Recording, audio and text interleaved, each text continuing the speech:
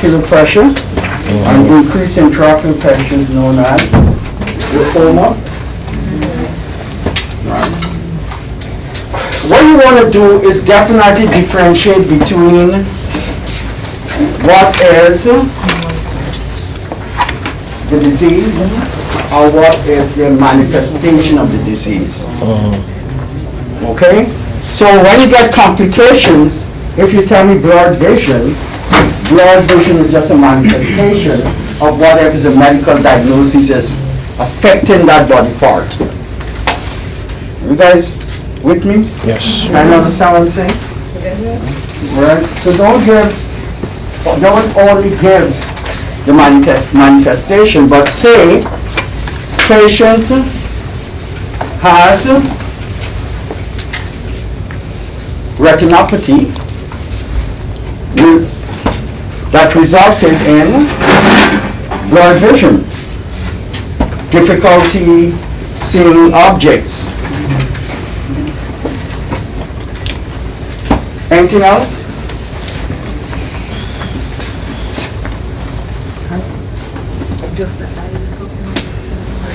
No, in the head. On the head. Could Stroke. have an aneurysm. Could have a stroke. Could have a stroke. A stroke is medical term is what? Chest pain. No, what's a medical name for Could have a stroke? stroke. CVA. CVA. No. Yes. Medical name for stroke. Medical name for stroke. Failure. CVA. CVA. CVA means what? What is CVA? Cardiovascular accident. It is not cardiovascular. Cardio, remember your root word. Cardio is a heart. Yeah, cerebral. So don't be Vascular accidents. the brain. Cerebral vascular accidents. All right, so you can have a stroke or CVA.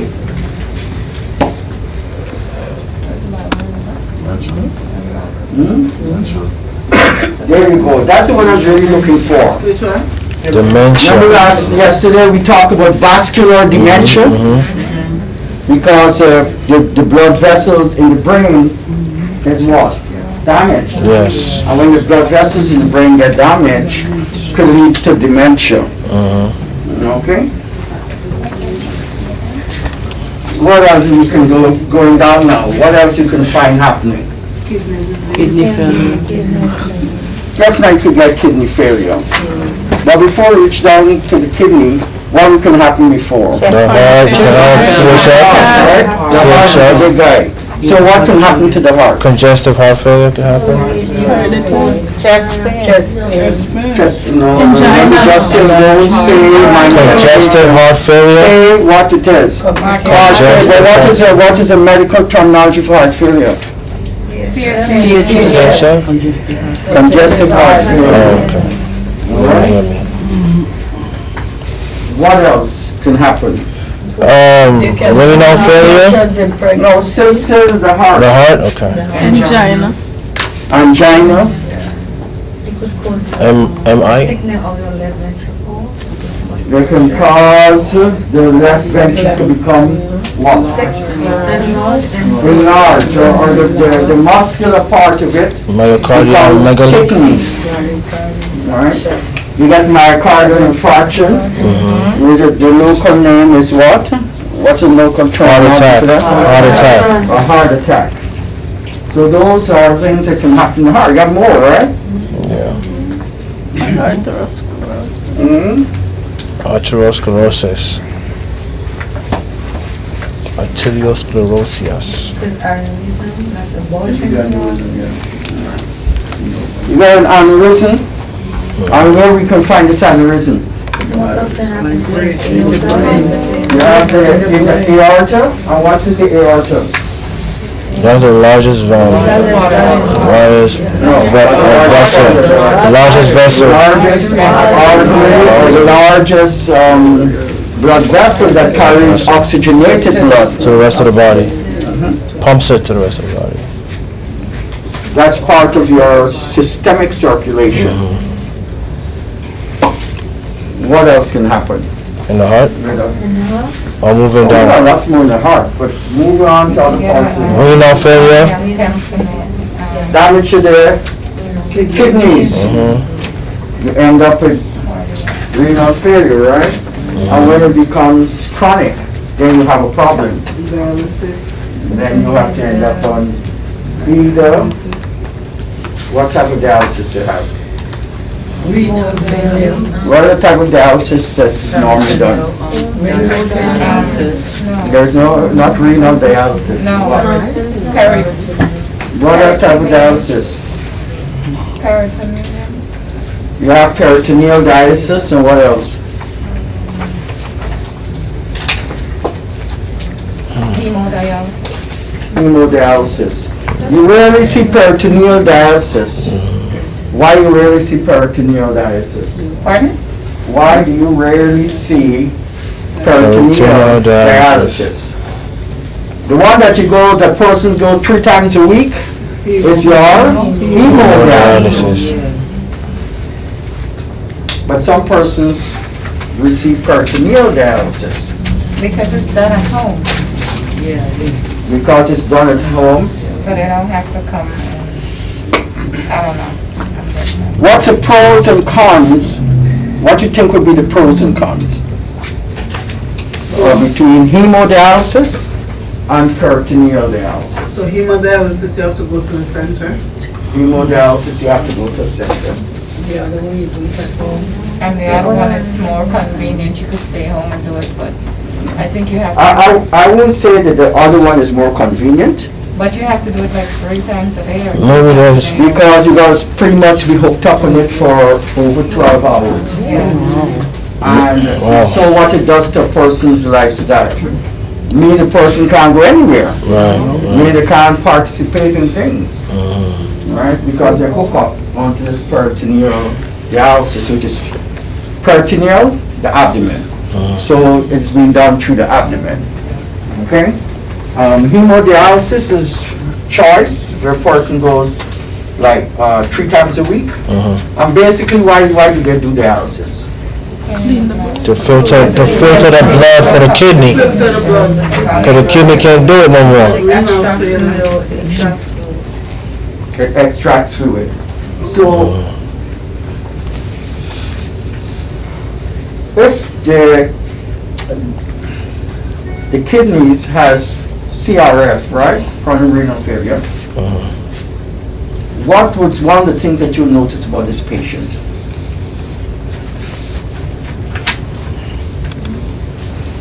Very dark. Very dark. What else? Jaundice? Jaundice? Not really. Critical thinking. Put it together. They get tired. Less Tired. fluid. There you go. Because what's the function of the kidneys? To clean To and filter. Hypertension. So if you find that the kidneys has been damaged by what? High blood pressure, right? The kidneys cannot perform its function, which is to filter urine. So the person's gonna have a decreased urinary output. Yeah. And the term for decreased urinary output is what? Oliguria. Oliguria, as opposed to the polyuria that we spoke about yesterday and the days before when we spoke about hypertension and other stuff related to diabetes. What else?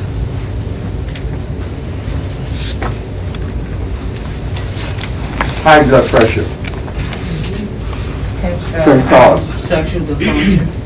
Sexual dysfunction, absolutely. Feeling of anxiety. Why would they feel What you anxious? have? You can't pee. Edema? Dysuria. Yeah. Difficulty Yeah. urinating. Matter of fact, they have it, but it's not really going to the complication. Edema? Would you have edema? No, it's not with a complication. You can have edema, definitely, because you're having problems. But go to, let's look at the 10 types, or 10 complications of, and you get this on health grades. This is up here.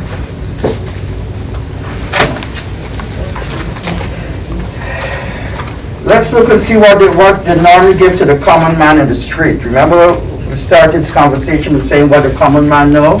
Well, this is what the common man who will just pull it up because he want to know more about his high blood pressure and what can be some of the complications. So this is what they put out here.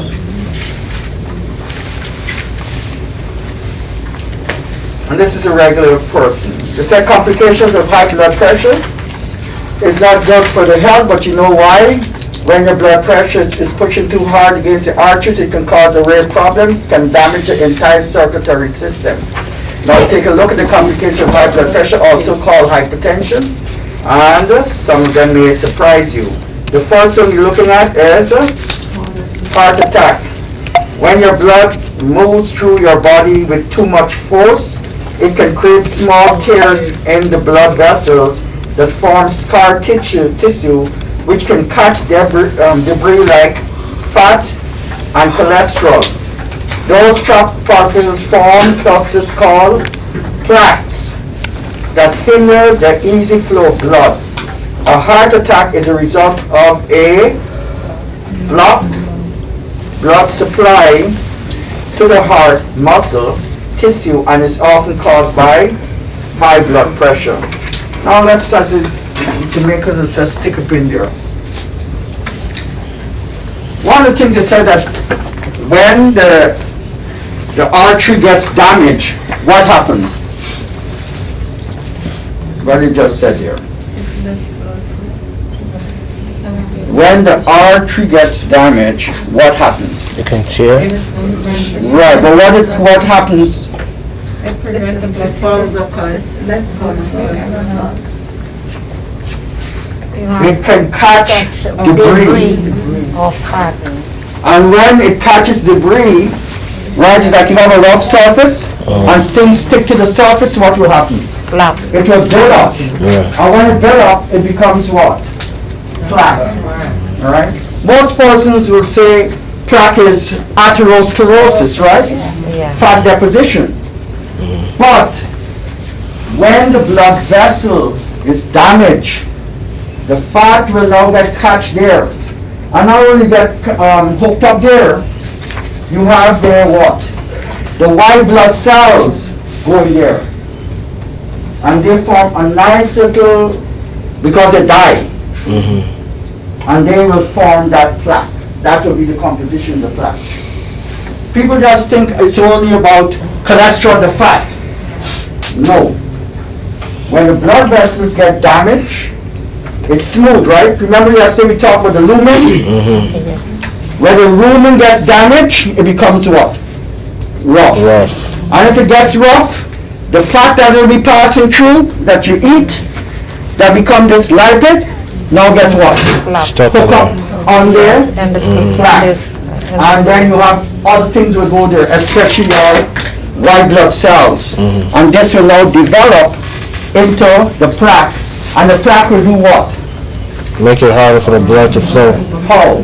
Because it's blocking. Blocking. It starts to block. Making it more narrow. So if it start to make it narrow, as you said, it can lead to a heart attack. But take note, heart attack, that's a common man's way of talking. It's not going to be a heart attack, it's going to be what? A myocardial infarction. Because at that point, you know that no blood is going to that area. Right? The tissue get what? Necrotic and die. Right? But before the heart attack occurs, You're gonna have pain. you got the CAD. This is CAD too. But you have, remember yesterday I was saying that the body always warn you? So how the body's going to warn you about something going on in the heart? Hey. Chest pain. I always warn the chest pain is very common. Angina. So angina means that the person is having some blockage, not blocked. The flow of blood is being impeded by the sides of the blood vessels, the lumen, getting smaller. And because it's getting smaller, less blood is what? Flowing. Flowing. And with blood, you know it's taking what? Oxygen. And because that's happening, persons who are exercising, persons who are doing heavy work, need now what? They need more what?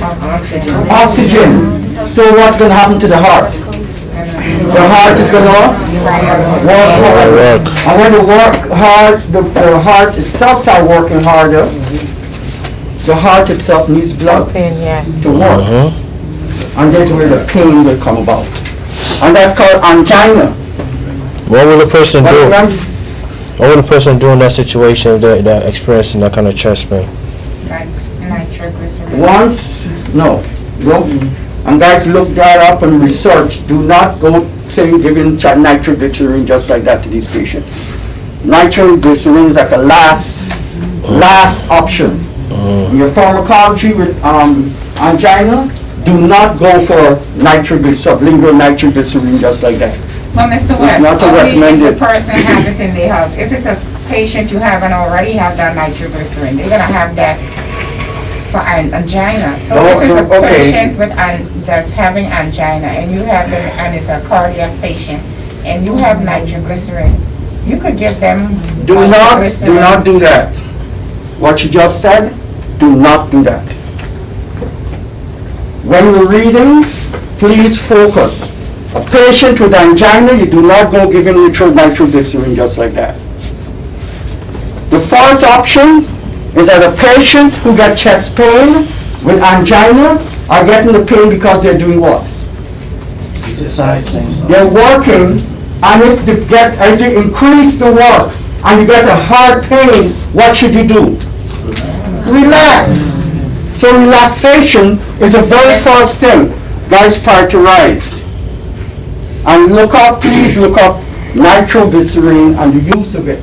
Nitroglycerin and the use of it. Do not go wrong saying that it's just like that. As a nurse management, please guys, think about what caused a problem. Here's what I found. Okay? Guys,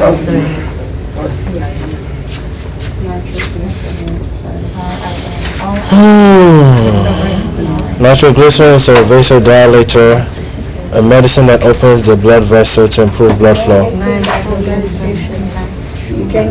remember yesterday we was talking about those medications that what?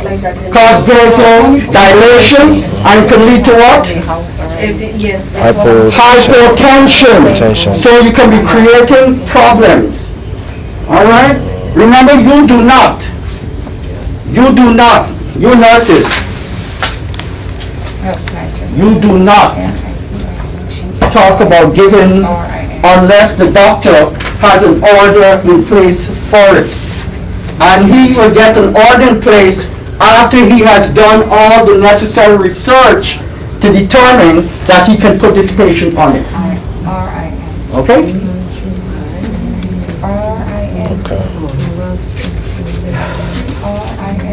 Now, when you talk about angina, you have two types.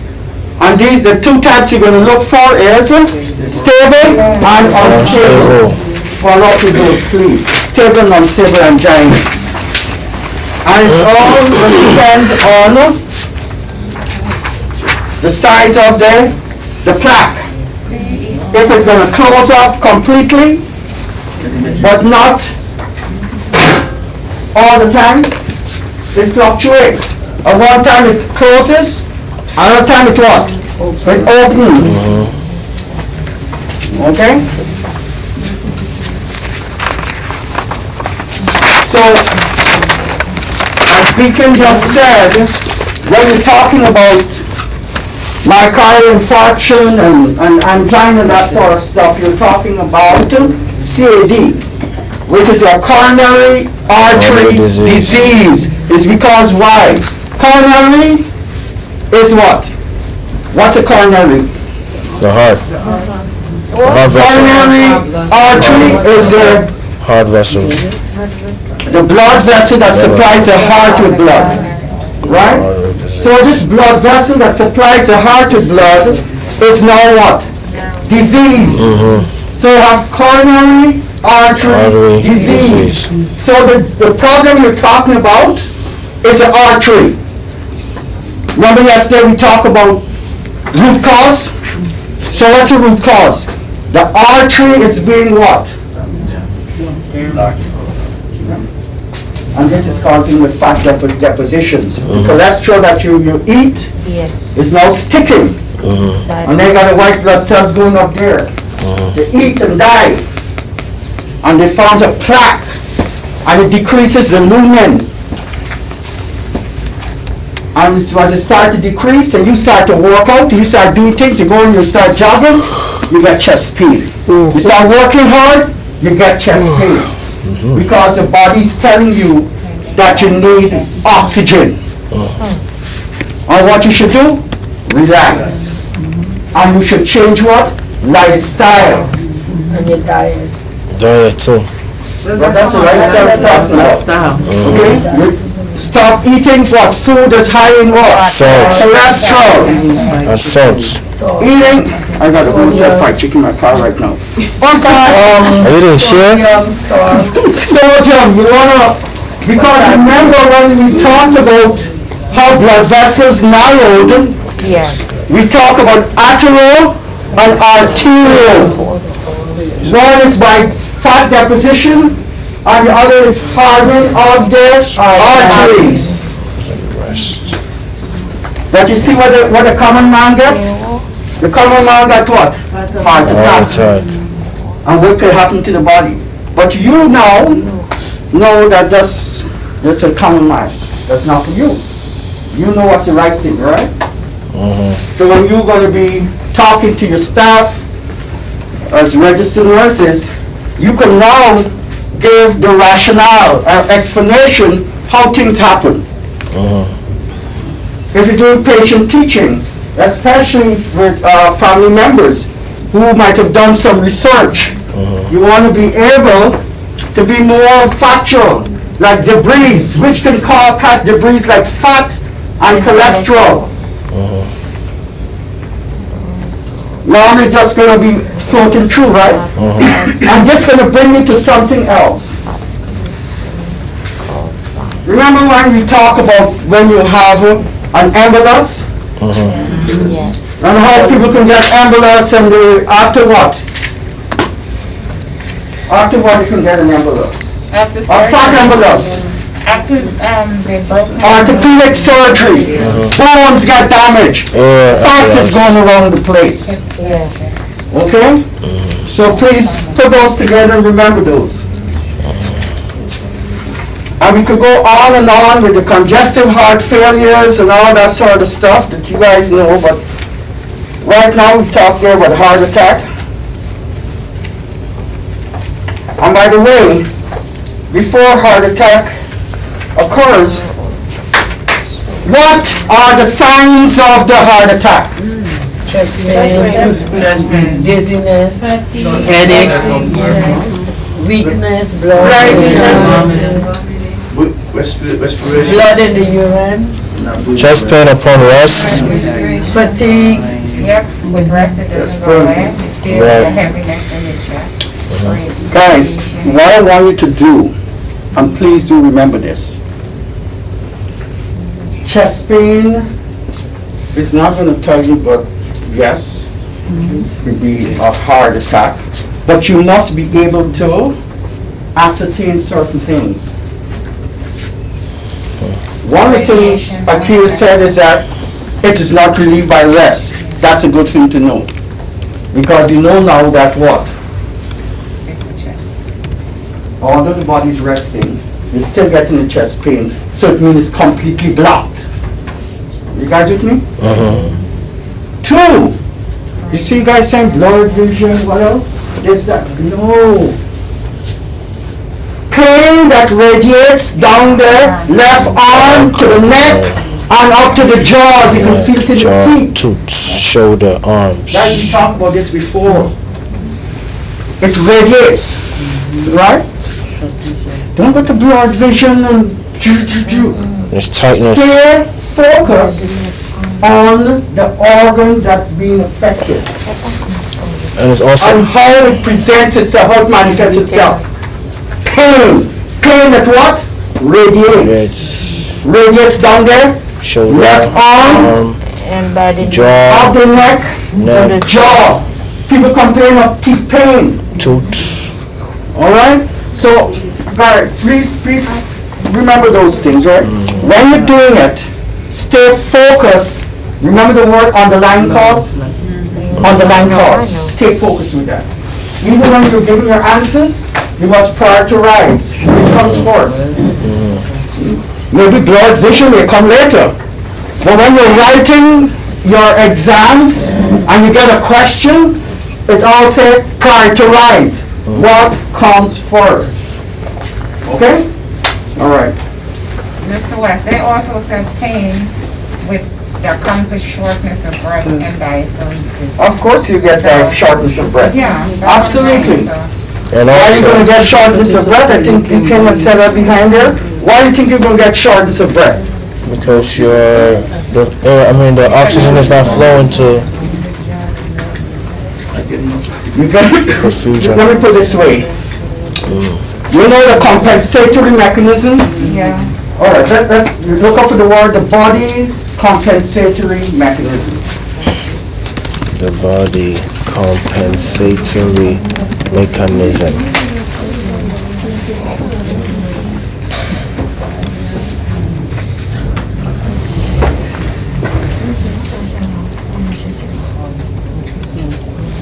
What is it? What is that? Mm. Oh, what are you looking for? Compensatory mechanism. Compensatory mechanism. I got nothing. Look up the body compensatory mechanism. There we go. Got a YouTube video. That's the sympathetic nervous system, running, angiotensin, which maintain cardiac output to increase retention of salt and water, peripheral anterior vasoconstriction increasing. Okay, remember yesterday when we were doing hypertension and we talked about orthostatic hypertension? And we said when a person sit up, right? And now he's standing, he's going against what? Gravitational pull. And they said that what? The Baroreceptor. that causes you what to what? Your heart to pump faster. That is compensatory. That's making up for what is happening to you. That's just regulating. That's taking charge of what's going on.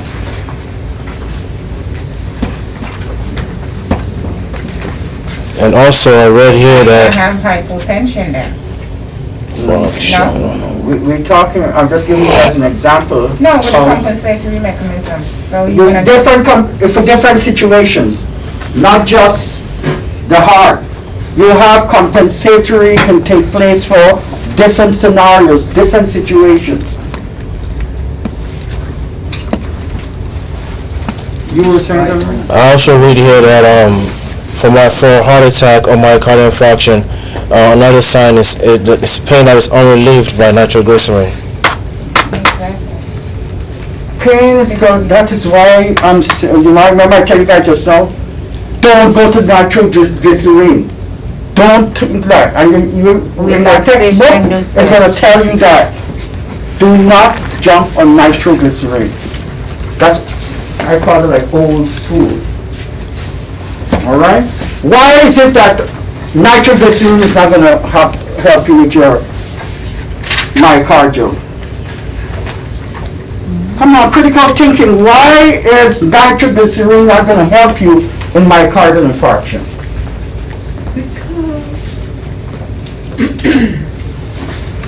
Come on, guys. Well, I'm thinking that since the whatever. Oxygen.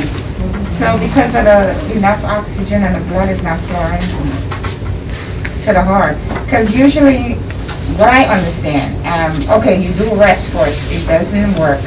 Then you use the medication. That's the medication for the MI. And if when the nitroglycerin doesn't work, by the time I guess the first two doesn't work, you call 911. Guys, Get you the guys are person to going the too far. hospital. No, but listen to what I'm saying. All right, I'm just gonna because- cut it short and get to the point. I mean, Here I'm gonna tell you Sure, guys. sure. If the heart, right, needs blood, and the blood is coming via what? Coronary artery. And if the artery gets what? Blocked. Not fully blocked, partially blocked, you get pain. Yes, And then remember you said what? Pain that is not relieved by By rest. By rest. Why is not relieved by rest? Completely Because it's blocked. completely blocked. That's So what if I'm it's saying. completely That was blocked, my next what is That's what I'm the action of nitroglycerin? Vasodilation. Vasodilate. So it's blocked. How's going to vasodilate? So there's absolutely no need for vasodilation. It's It's blocked. completely blocked. That was what my next part, and you didn't let me continue. I was gonna tell you. All right, guys. That was gonna be my What? first part, actually. I was gonna start off with that, actually. Not exactly the way you said it, but I was gonna say something like that. When the heart, guys, go back to your CAD. Please, when you're at home, read up some more about your coronary artery disease. Anything that happens to your coronary artery, right? It's called coronary artery disease. And specifically, they have two things they talk about: the anginas, the stable, and the unstable. And then when you go past that now, because stable and unstable is partial blockage. Then when you have a full block of the artery, you get what? MI. Myocardial infarction, because nothing is passing. All right, you see this road outside here? It's a two-way, right? One way, two way, yes. And then they have something, construction going on, so they only allowing what? One way. Traffic to go one way. One way, And what happened? Some people will be upset, right? Yeah. Because they can't go both ways, only one way. The heart. But now the construction have increased, so now what they do? They block it. So nobody can know what? Pass. And you could go and call 411 and send a street block and what have you, but you're not going to get any help. Because they're doing what they need to do. For the government. Think of that along the same way as if you have myocardial and angina. Angina is when it is partially blocked. Myocardial is when it's totally blocked, nothing to pass. So with angina, it is relieved by rest. Because partially blocked, something needs to go through. Rest is going to help you. But when it's myocardial, it's totally blocked. So resting down ain't going to help. Because nothing can pass. Also, angina can be relieved by nitroglycerin, yeah? Maybe? Angina can be relieved, but you gotta look into that with Gotta different get a things. The doctor have to prescription. look at it. We Prescription. don't look at it, the doctor looks at it. So, not being relieved by rest, is that unstable angina or? That's is that- not unstable angina, That's that's what- myocardial infarction. that- no, So, what is stable and, what is the unstable angina? There is unstable angina, I think. All right, What is, like an example, what's gonna be the unstable? It's just not responding now. when I had explained this before, guys, let's just go over back this thing again. When you have the plaque, sometimes it breaks off. Not breaks completely off, partially drops. So what happens? Blood flow. The artery, blood is pushing, right? And it pushes with the beat or the contraction. So when blood comes this way, it may go up back and go through. And then it drop down back again. Go up and drop down. That's unstable. What's stable, ain't got nothing dropping and going up back. It's one small, Change one part. and that's it. Okay? That's what makes it stable and unstable. With And do remember too, that with myocardial, although it is not relieved by rest, one of the things you definitely want to ensure is that the patient is not taking part in any type of physical activity. Even if the patient can walk, you bring the patient to bedtime. You give the patient the urinal. Because activity now will be put more stress on the what? On the heart. And remember, infarction is what? Heart. A part of the area of the heart is not receiving blood, is now getting what? Oxygen. Dying. Dying. So if it's dying, we got a problem. The heart can't function. Remember, the heart muscle has been affected. That's why it's called myo. Myo refers to the muscles of the heart. And what is the function of muscles? To contract. That's all muscles do. Contract. In your body, muscle contract. They bring bone towards bone. You got your fingers to bone, right? Bring your fingers to your head, bone to bone. Okay? Bone towards bone. Muscles, that's all muscles do. That's why they call they call what? Musculoskeletal system. They work in tangent. Okay? Yes.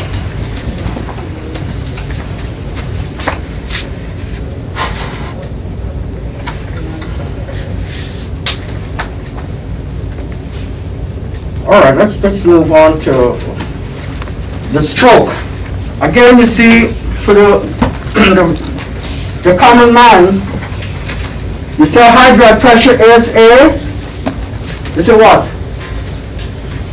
Major risk factor for stroke because it can cause blockage in blood vessels that lead to the brain and in the brain itself. If a clot blocks, Let's look at this, what they said here. Because it can cause blockage in the blood vessels that leads to the brain and in the brain. brain itself. And you say, what the hell? If you guys go into the brain, why talk about brain itself? What does that mean? That's from the brain. No. Think, guys, think. Why just what he's saying right there? He's teaching the layman, the man in the street. This is what this is about. So what is it that, what do they mean by it says that this blood vessel blocks that lead to the brain and in the brain? Basically, it's saying that the vessels that lead to the brain can be blocked, all right, and there could be inner blockage within the brain itself. Within All right, the put it into your terminology. Put it into the nursing terminology. Let me hear from your nursing terminologies now, your registered nurse terminologies. Intracranial ischemia. Now I was just thinking something else. What you're looking at. The brain has the meninges, right? That covers the brain. Right? You have the duometer, the arachnoid, and the what? The pyramater. Blood is coming to what? The brain. Meaning overall. But when you do the sections of the brain, you got the subarachnoid. And you know that the arachnoid area is where you have the blood supply for the brain.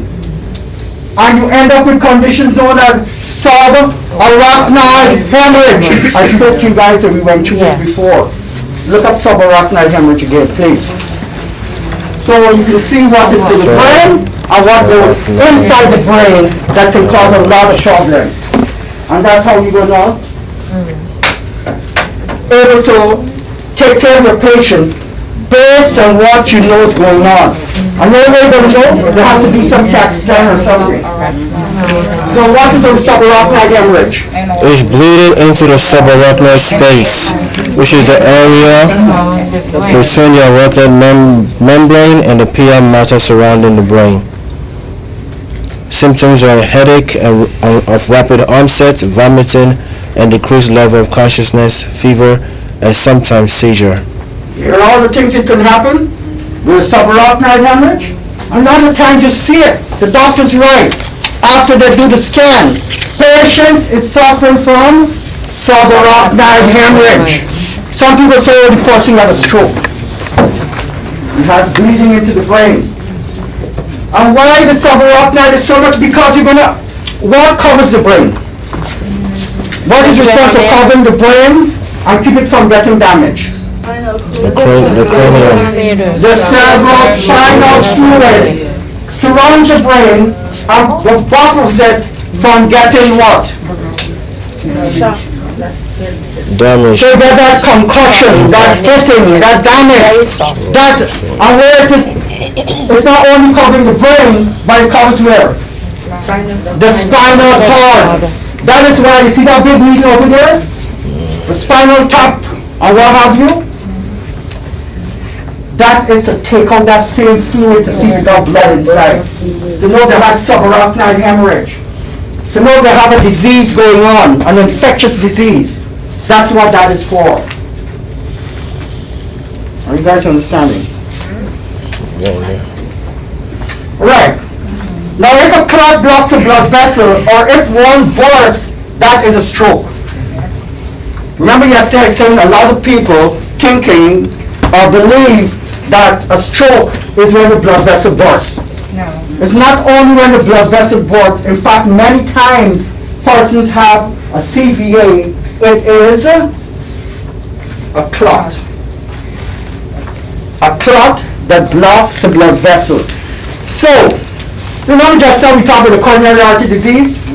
And we said when the coronary arteries block, blood can't go to the heart, and the heart needs blood taken function.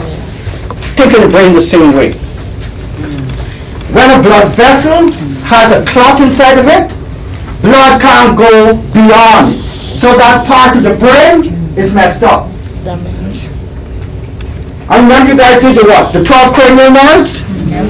And if you find that part of the brain is messed up, the area that is messed up is going to affect that part of the body that it controls. Yes, if it's the speech. You guys understand? Yep. Right. Okay. The strokes,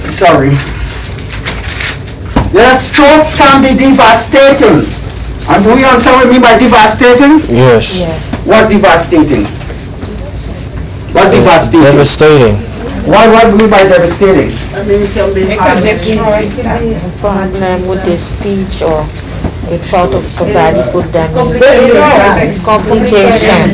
Devastating. Impossible to manage. Hard to Not manage. impossible. Hard to manage. It's more Difficult. difficult. Difficult to manage. When you talk about something being devastating, or to some person devastating, it is what? Severity. How severe something is. You know, you can have something being minor, and then something be major. Yeah, something. This is major. Alright? Severe. Because brain tissue no longer receives what? Vital nutrients and oxygen to the affected area. Remember the part of the brain that oxygen and blood can't go because of the what? Think of it, guys. You have they said two things can happen, a clot and the blood vessel burst. Right? So blood vessel is continuous, right? A clot going there, nothing can move beyond. A burst now means what? There is a complete Devastating. what? A break. Yeah. So if you have a break, the blood is not going to go on here. It's gonna just cool. gonna Because it's quick. be in that area, and it's going to just keep bleeding in that area. And these are people said persons bleed on the brain. There's another Yes. bleeding on the brain. Okay? And when you have bleeding going on inside of your head, Not animals.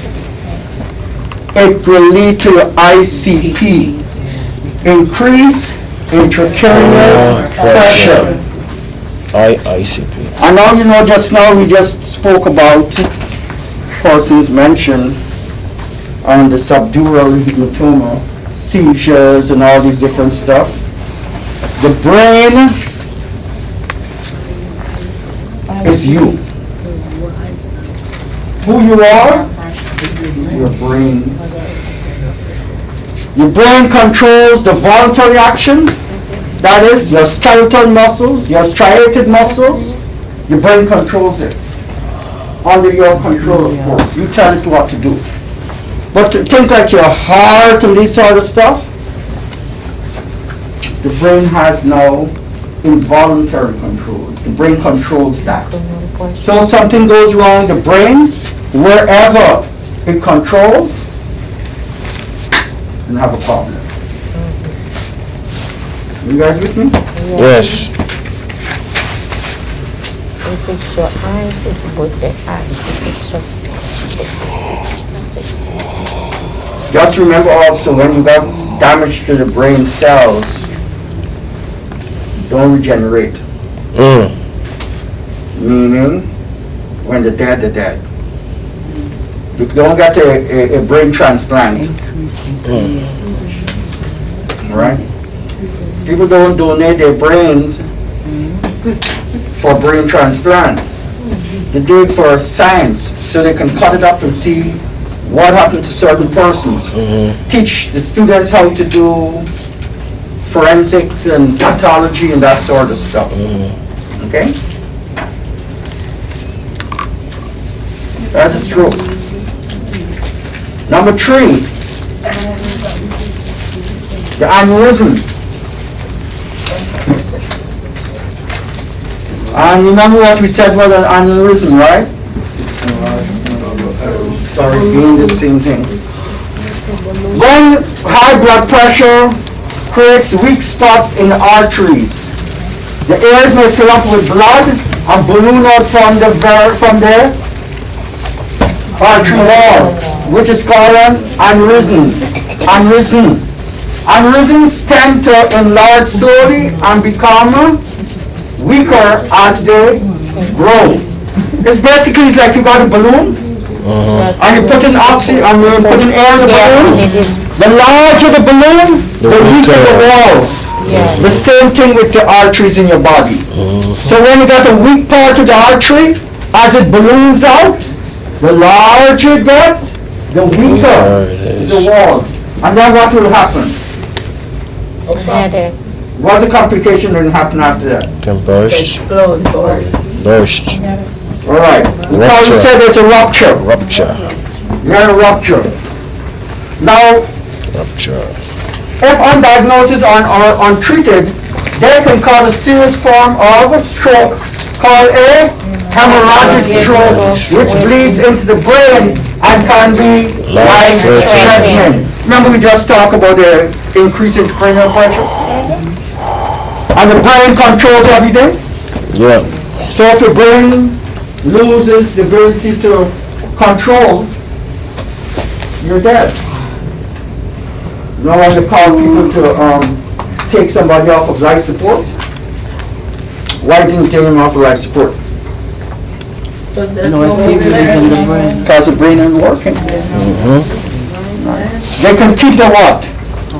They put the tube in, those tubes, and the tracheal tube, and the air is going in, and what do you think happens? It's called mechanical ventilation. Those persons who are in those areas where there are vents, that is to keep them alive because they cannot breathe. On their own. So they get the oxygen in. When persons have TBIs, brain injuries,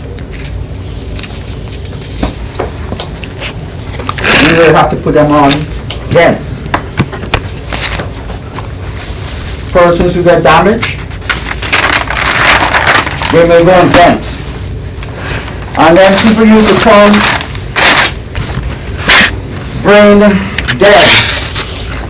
When a person is brain dead, it's not coma.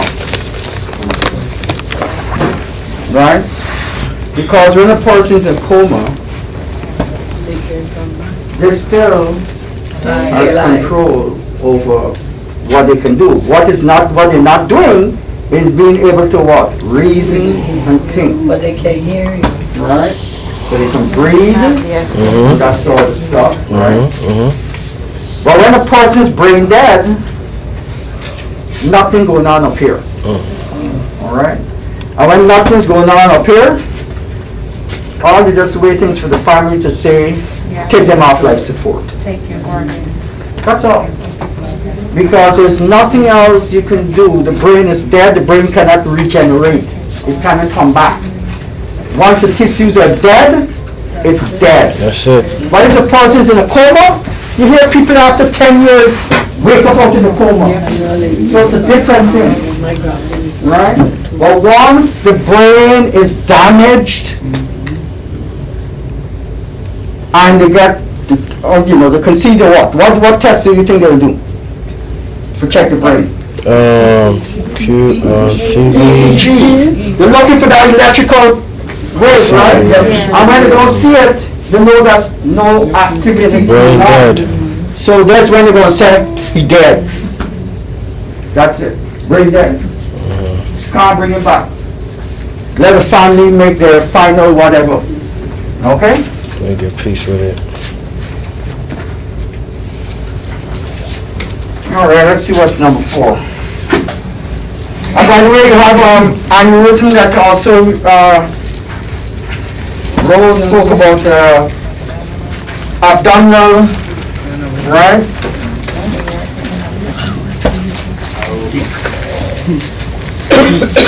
Aortic abdominal aneurysm, AAA.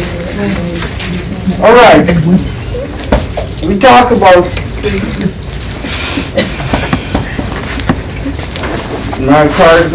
congestive heart failure.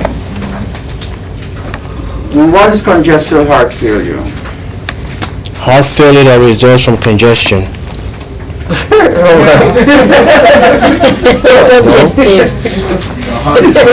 That's not it? Indirectly. But what is congested? Is it because the blood is not able to come? Right. Heart failure means that the heart is not functioning effectively as a pump. That's all the heart failure means. Unlike the other one, which is the heart attack and it stops. Now we're saying the heart is not effectively functioning as a pump. And use the word congestive heart failure. That's when you're going to go into the heart and you're going to check to see, especially those pulmonary arteries that closing in and the heart trying, and that's where you now get to what? The lungs involved because the blood's got to go up there. And you find that those persons with CHF, they have what? Respiratory problems. Left-sided heart failure.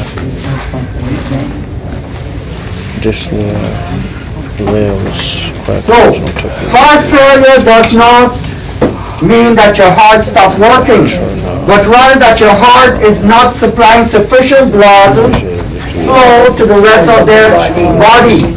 Heart muscle may thicken as a result of high blood pressure, and our heart can become enlarged. And what do we call enlarged heart? cardiomegaly. Cardiomegaly, so that it has to work harder to pump blood. That's heart failure. And the proper treatment may make your heart grow stronger and improve pumping efficiency. Now, What's the difference between the right-sided and the left-sided heart failure? the right side of the heart pumps blood to the lungs to be oxygenated. The left side of the heart pumps blood to go through the systemic circulation, which is all around the body. So if you have a left-sided heart failure, you have symptoms like breathing problems, right? Look at right-sided heart Your failure. right one going to the lungs. Look at right-sided heart failure. The left one it says right here Yeah. that if you have left-sided heart failure, fluid is backing up to the lungs, so you have pulmonary symptoms. Right, but look at right-sided. What happened in right-sided? This is it, it's right there. Right-sided heart failure, fluid is backing up into the venous system. You have swelling of the legs and hands, weight gain, edema, large neck veins, lethargy, fatigue, irregular heart rate, nocturia, girth, ascites. That's what I found here. Okay. Guys, Commissioner, listen again. I'm sure we got it. Listen, somebody read. What is right-sided heart failure? Somebody else read or you want me In to read it? right-sided heart failure, the heart's right ventricle is too weak to pump enough blood to the lungs. As blood builds up in the veins, fluid gets pushed out into the tissue in the body. Right-sided heart failure symptoms include swelling and shortness of breath. So you get the swelling. Weight gain. Why? Because remember the right side is where blood from the superior and inferior vena cava that brings it Right. from what, the upper And the lower, and portion that's true, body. too. But now because of the congestion, the blood is cannot go as it should, and That's you're gonna right. have it being what? Backed up. Edema. So you get edema, and then you start having other problems such as respiratory distress. And with this edema especially, you get something what? Ascites. That's right. Increase what? Abdominal girth. So when you have this increase in abdominal girth, that's known as ascites. Ascites is what? Abnormal buildup of fluid In in the your abdomen. peritoneal cavity. More than 25 milliliters of fluid in the peritoneal And you cavity. gotta measure that patient very on a daily basis Wow, that's crazy. to see if the treatment is working. Whatever the doctor put, whatever his diuretics, whatever you put the patient on, if it's working, you gotta keep measuring. Girth. It's called birth measurement. Right? Now, you understand that's the right side. Things is deoxygenated blood, Yes. right? And if the body's not getting the blood that's coming back with nitro, with the carbon dioxide and what have you, it's going to create a problem, right? Now let's go over to the left side. Left side heart failure, read that please. Left-sided, think lungs. Fluid is backing up into the lungs. You have pulmonary symptoms such as dyspnea, rales, crackles, orthopnea, weakness, fatigue, nocturna, paroxysmal dyspnea, increased heart rate, nagging cough, frothy, blood thin sputum, and the gaining of weight 2 to 3 pounds daily. That's left-sided heart failure. One word out of all of that he read just now, because you guys can heard it. He said the patient had orthopnea, right? Orthopnea. So what is orthopnea? Guys, what is orthopnea? Orthopnea. I went this Also- week over with you guys because I didn't want you guys to mess it up or mix it up with something else. What is orthopnea? Is bones. Orthopnea. And then Shortness of breath. Orthopnea is when the patient is lying flat and they're having shortness of breath. Lying You flat. do not mix it up with orthopnic position.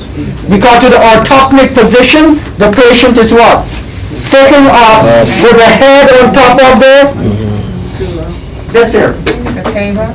So is that, To assist in breathing. So you're nursing migrant of a patient who is having breathing problems, you're going to give them orthopnic position. Gotcha. But when a patient is having orthopnea, they're having problems breathing when they are lying flat. And I went through this before and I explained, just so I will explain it now.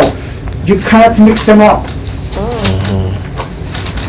Because you'll be doing your nursing management and you're going to be putting in what you want. Orthopnic position for patient who is having respiratory distress, 2 liters of up. You're going to be saying that and doing that. So you got to know what you're talking about, guys. is that the same position for spinal tap? No, you're sitting, spinal tap, you're lying.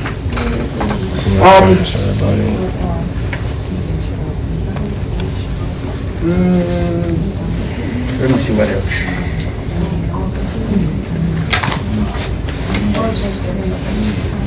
Guys, let's move on a little more. The number 5. Kidney damage. We talked about kidney damage just now, right? And it says that what? High blood pressure is the second leading cause of kidney failure in the United States after diabetes. When blood vessels in the kidneys become weakened and narrow because of damage from the high blood pressure, it's harder for the kidneys to do their job. They may be unable to remove waste and fluid from the body efficiently or at all. Meaning not at all.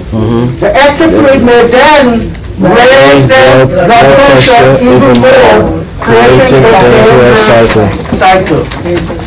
And we kind of know that, right? Because we know that the blood, and what vessel brings the blood to the kidneys? What vessel brings the blood? Renal arteries. Renal arteries. Renal arteries. Remember the blood vessel takes the name of the area that it's going to. Damage. It's going to the heart, it's called. Renal arteries. It's going to the kidneys, Renal arteries.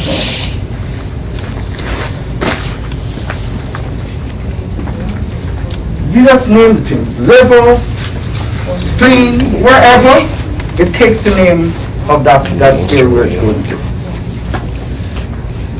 So kidney damage. Do you have this book?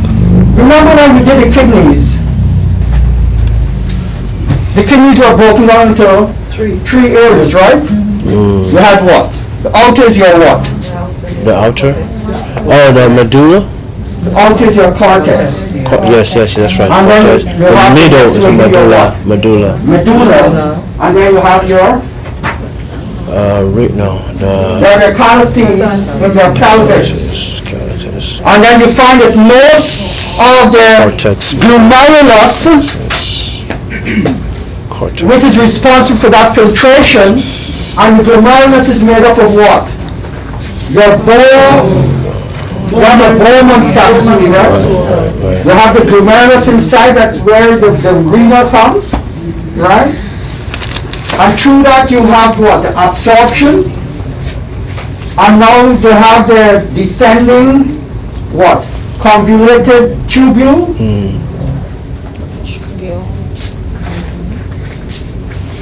You guys understand what I'm saying? Yes.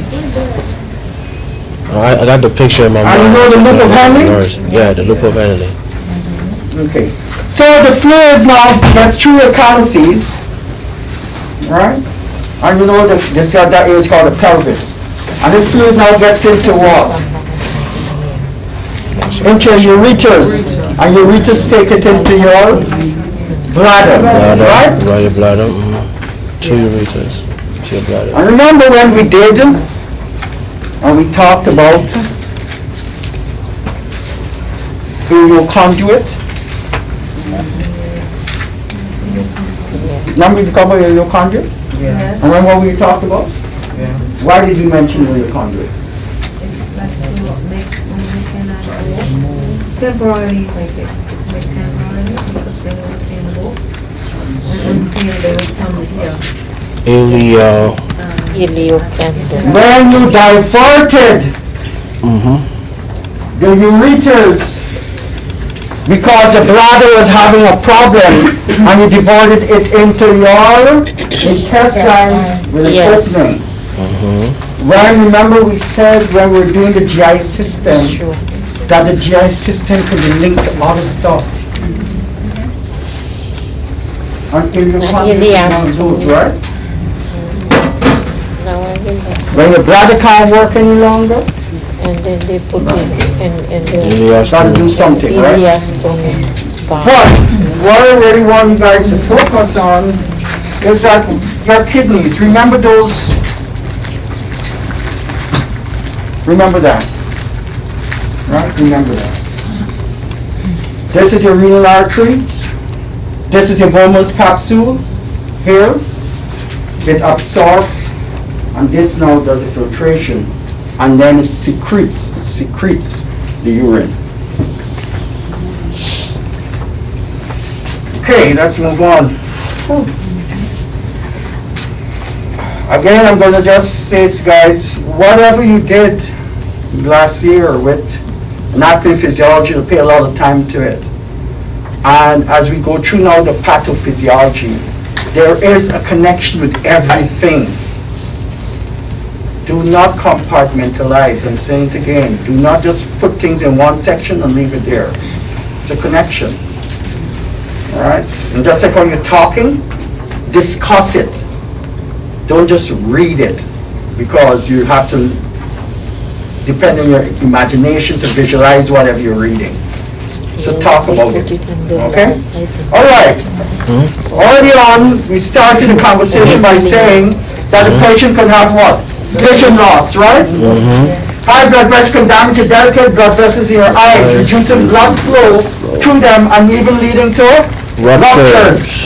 This is called hypertensive retinopathy, which can cause bleeding in the eye, resulting in what? Blurred vision or blindness. High blood pressure can also cause fluid to build up within your retina that can distort or impair vision or damage the optic nerve, which can also cause vision loss. Guys, remember eyes. You have what? The covering of eyes is this your what? What covers your eye?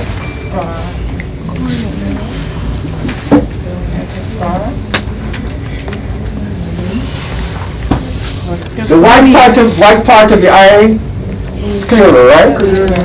Then you have the clear part in front. And that clear part is people talk about when they get what? Conjunctivitis, right? Pink eyes. Red eye. Right? Or red eye. What do you want? They call it. Right?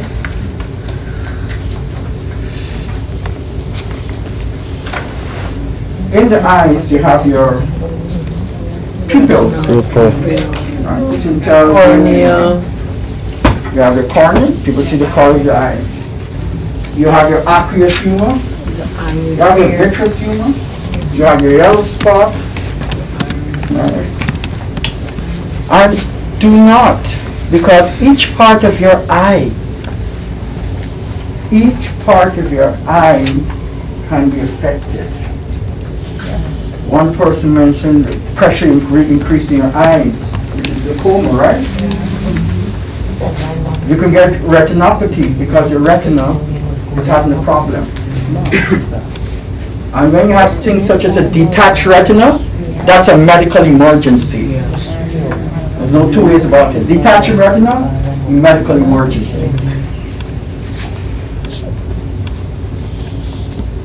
Again, let me suggest, when you do like high blood pressure, complication, just go over the targeted areas, all right? Because if you don't, you gotta try to know these body parts. Don't try to just read, because it's gonna cause some problems. All right, go for body parts. Now what's your aqueous humor, your vitreous humor, how the pressure is maintained in the eyes, so you won't have increased intraocular pressure. All right, blurred vision, vision loss is all what? Symptoms. Because the patient got to tell you, right? You're having these problems. I'm having double vision.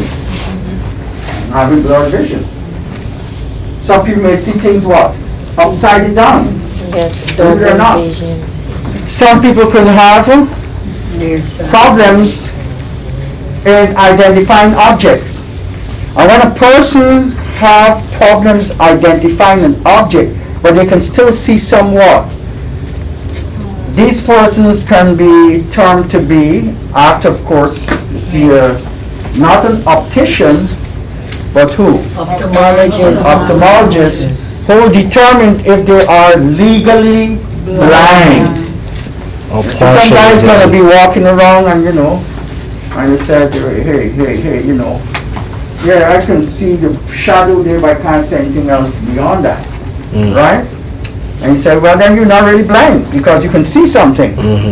But when a person is legally blind, Can't see it's saying nothing. that they're blind, but they can still see shadows, right? So you're gonna come across legally blind persons a lot in, especially those nursing homes and what? You'll have people who are legally blind. As opposed to persons who are blind, totally blind. Meaning they don't see nothing. You're like what the guy named, Stevie Wonder. or Ray Charles, or they're totally blind. They're born with eyesight, but they lose their eyesight. Lost it. A lot of people are born with their eyesight and they lose it. Some even before they turn teenagers. Right. Some persons lose their eyesight not because of a Go my jacket. disease condition, but because of injuries. Right? You want it? I do want like a one jacket.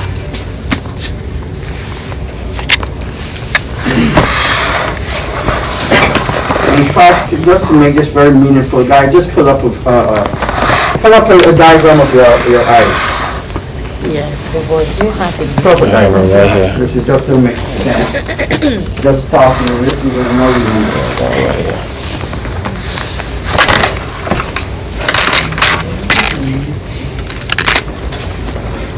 You gotta do a cross section of the eye. What is that? A cross section? Oh, labeled? Like a labeled? Do a cross section. You know a cross section to show you the different parts of the Like eye. this right here.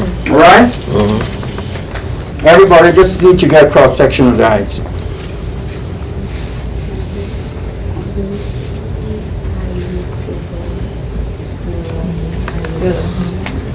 Okay, optic nerve. Retina, vitreous chamber, tear gland, See your aqueous chamber. aqueous chamber, See your vitreous chamber. vitreous chamber. You see See it? your ciliary ligament. Ciliary See what body and holds that ciliary muscle. cornea. Ciliary ligaments, Look at the pupil. cornea. Look at the choroid. The what? C-H-O-R-O-I-D. Choroid.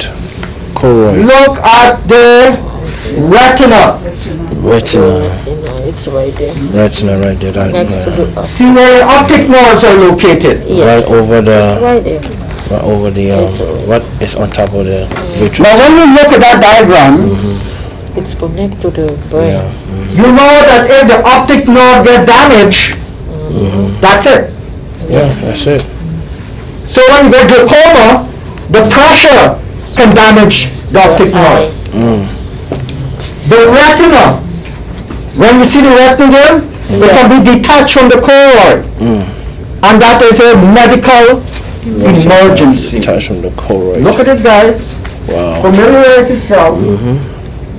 Don't just listen to me and read. See an image Let me go to the restroom. and pretty much try to understand what it's all about. How this one? Put your hand on this one. Okay. Come on. When you see the ciliary body, now look at the front. You see what called palpebral bone? Look under the eyelids. Do you see the diagram under the eyelids?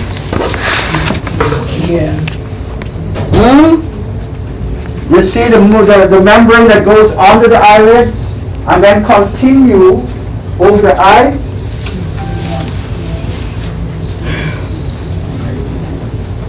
It's clear, but you don't have it. You don't have the part. It shows under the eyelid. Sharks like it's already.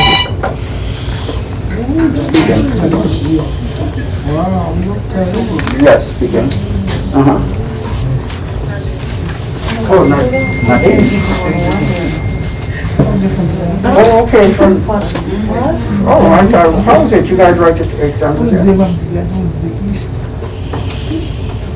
I see them. We come and like a university down there. Have we kept in contact? Okay.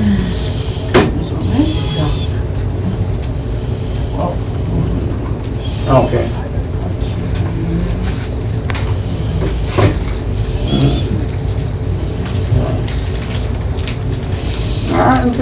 I'm doing pretty good. In fact, I'm in the middle of a class right now. But what I can do, I can call you later and we can discuss that, okay? All right, and let me know what was your, your concerns related. All right? No, it's okay, no problem. I'll call you. All right.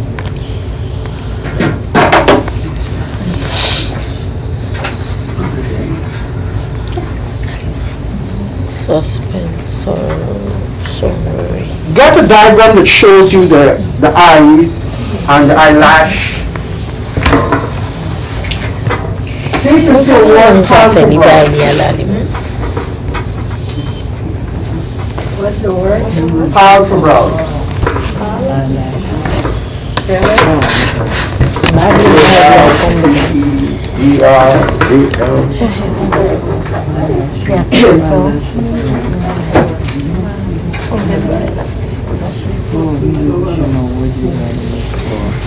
Guys, it's so very important not just to know the eye because of the disease, but how you'll be instilling ointment,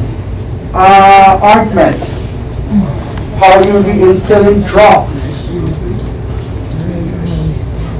That's what you need to know. What role has the eyelid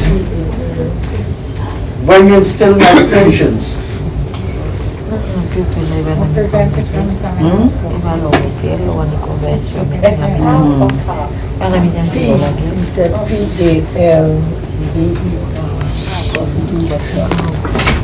Arbitrary.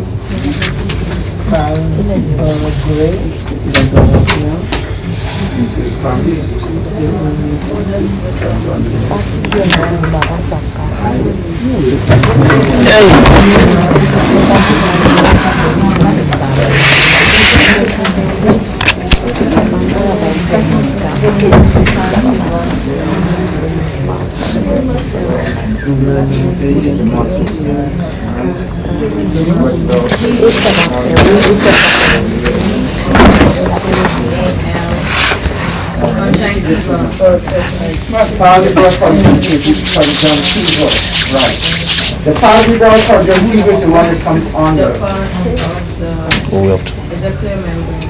Yeah, the same conjunctiva, One of those, it goes under the eyelid. with the eyelid and the eyelid. Look at this, guys. I want you to notice that because sometimes you have to do what? Turn the eyelid up when you instill it, right? So look, the conjunctiva is not just the clear part that you see on the outside the eye. It goes under the eyelid. You guys see it? Right? We're looking for Goes under. So, because a lot of times people when they look at the eye diagram of the eye, they completely miss that, and you need to know it, especially when you're going to be inserting what? Ointments and eye drops. People just think the conjunctiva is just what you see. No, it goes under the eyelid. It's a continuation. All right, you guys, please look that up. What are we looking up, sir? Conjunctiva. Okay, thank you. In the administration, Tiva. you guys do, you wash your hands, you pull back, and you insert, and you know what time you're supposed to take between drops, or which you should give first, drops or ointment, how long you should wait between giving ointment. Those are things to go with the medication pass. But when you put in that layer from the inner to the outer cantle of your eyes, and you go, by the way, you have the word called canthus and cantle. C-A-N-T-H-A-L, Cantal, Chantel. Countess and Cantal. or outer. And then when you're writing your notes, Inner Countess. or outer cantal, you write it. Okay. You don't put outside the eyes or inside area of the eyes. You put it the right thing when you're writing your what? Your progress notes. You don't get mixed up with your words. Because you said the inner part of the eye doesn't make sense. But if you say cantal, inner cantal, know right away what it is and where it's located. Outer, where do you start? From inner to outer. Alright, so much for that, like division. Guys, you gotta read it some more, especially on your normal eyes, right?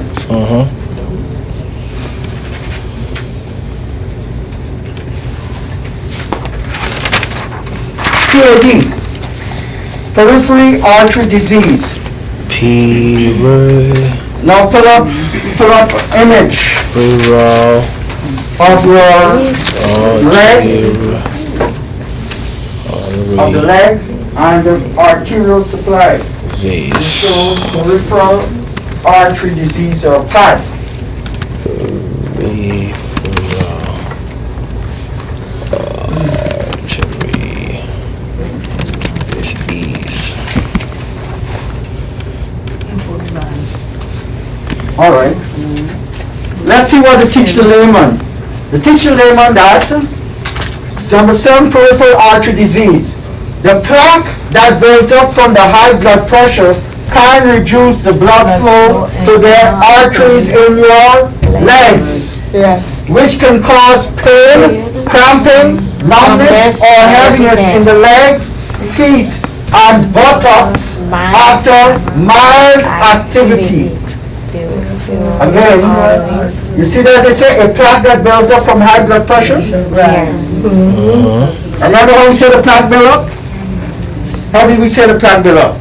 When the vessel becomes rough, After the vessel has been damaged, damaged, and cause it to become rough, So and they it's have these things builds adhered to up. it. Right, so when that happens, it can lead to all of that.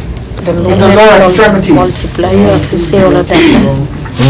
You don't give one. Now, peripheral artery disease tends to go undiagnosed more? Yeah. because people think it is a normal sign of aging. Okay, the lumen. Guys, stay with me, please.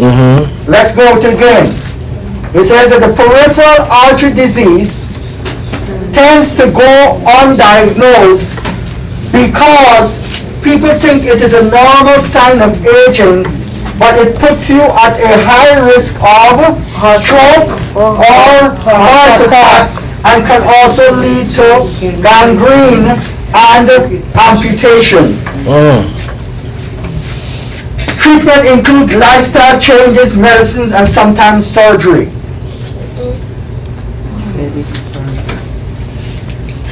You know, you guys have seen people get transmet, right? You see patients who have their toes cut off, especially the patients who have what? Diabetes. Yes. Diabetic, yep. Diabetes. Those vessels are damaged. That's small. But a lot of people don't know they have it because they're saying that what? They're getting old. I'm getting pain in my legs, it's my old age. Ain't no damn old Because age. you don't have, you have a feel. Right? It just means that you're having poor blood supply. Supply to that area. Yes. This is Peripheral one area. of the things that you really would want to tell person, especially nurses. Use, Test stockings. there you go. Not just tell, but use the term, Elastic compressions. you know that term? Compression, sir. Another one, compression tabs, what else? Anti-embolic stockings. Oh, yes. That's what it does, right? Yes. It prevents the embolus, because when this embolus breaks off, remember you hit on the the TV, on the radio, a doctor come around and say, "I'm doctor, whatever, and I want to talk to you about PE, pulmonary embolism." That's exactly what it is. So if it breaks out from here, that's what's going to cause what? The heart attack and the stroke. That's what's going to cause the heart attack and the stroke. When that thrombus breaks off and now start to travel. It's going to travel, no problem, if the blood vessel is wide enough. But as soon as it meets a blood vessel that is what? Narrow. Narrow, it's Too narrow. Stop. Stop. And when it stops, nothing on it gets blood. Black. Guys understand? Yes, I understand. All right. Now, gangrene. What the hell is gangrene? So what is gangrene? That's when that area is dead. There's no circulation, it's black. Lack of no oxygen. When they have no When oxygen, you say that area. gangrene and necrosis is the same thing. Yes. Necrosis. All right, Gangrene stay with me. necrosis. Because you did this before, but I'm going to bring you back to it. Okay. Look at the word gangrene. What is the meaning of gangrene? Serious life-threatening condition that affects the body. Speaks a little slower and louder. Gangrene is a serious life-threatening condition that affects the body's tissues. Right. It affects the body tissue, but you got to give us some more. Most commonly, gangrene affects the skin, although any part of the body can become gangrenous. Tissue cells need good I got a definition. All right. So, good blood flow is needed. Death and decay of part of the body due to deficient or cessation of blood supply. Full stop. You heard what he said? It is what? A death Death and decay of part of the body. because if something is dead and it's on the street, what happens? It decays. It decays. It rottens, right? Yes. A Rots. person dead is on the street, you know, like they found some woman torso on the street here in Brooklyn. And then yesterday they find a leg. Oh wow. Find somebody cut her up. So what? But that is what? Gangrenous. Gangrenous. That now is something dead, it's gonna what? Rotten. Yes. But when you have a dead part on your body that is still alive, it is gangrene. Okay? Because you're not having your good blood Yes. flow. Right. But I'm going to give you another one with the gangrene. You go to gas gangrene. Okay. So pull up now, what is gas gangrene? Front of it. Yes. Gas gangrene. But when I spoke to you guys about that, we did Clostridium welchi. When we were doing the microbiology related to the Clostridiums, which are hard to take care of. Gas gangrene.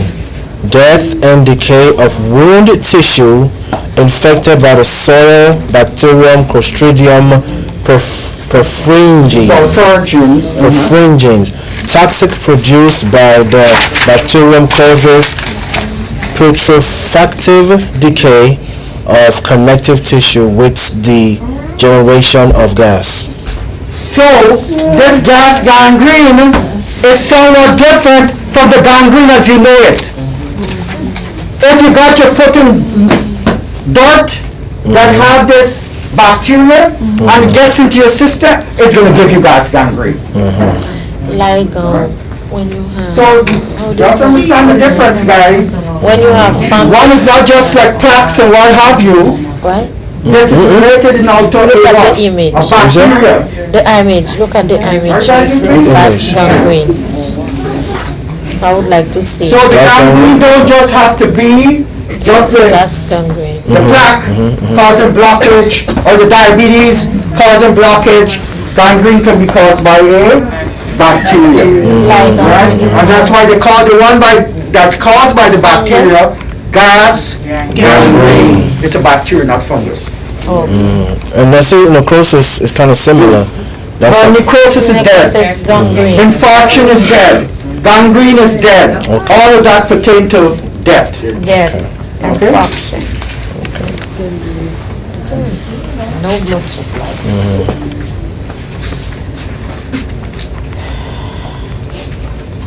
Oh, it's a good class today. Yes.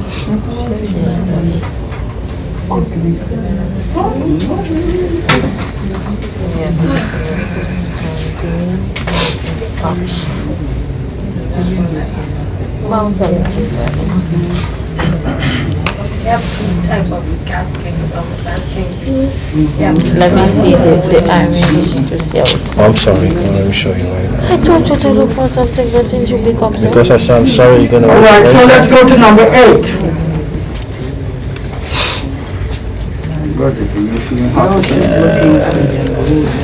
Oh my God. The way you're doing there, look as if you are getting a problem. All right. Metabolic syndrome. So what is metabolism? Metabolic. Breakdown of food.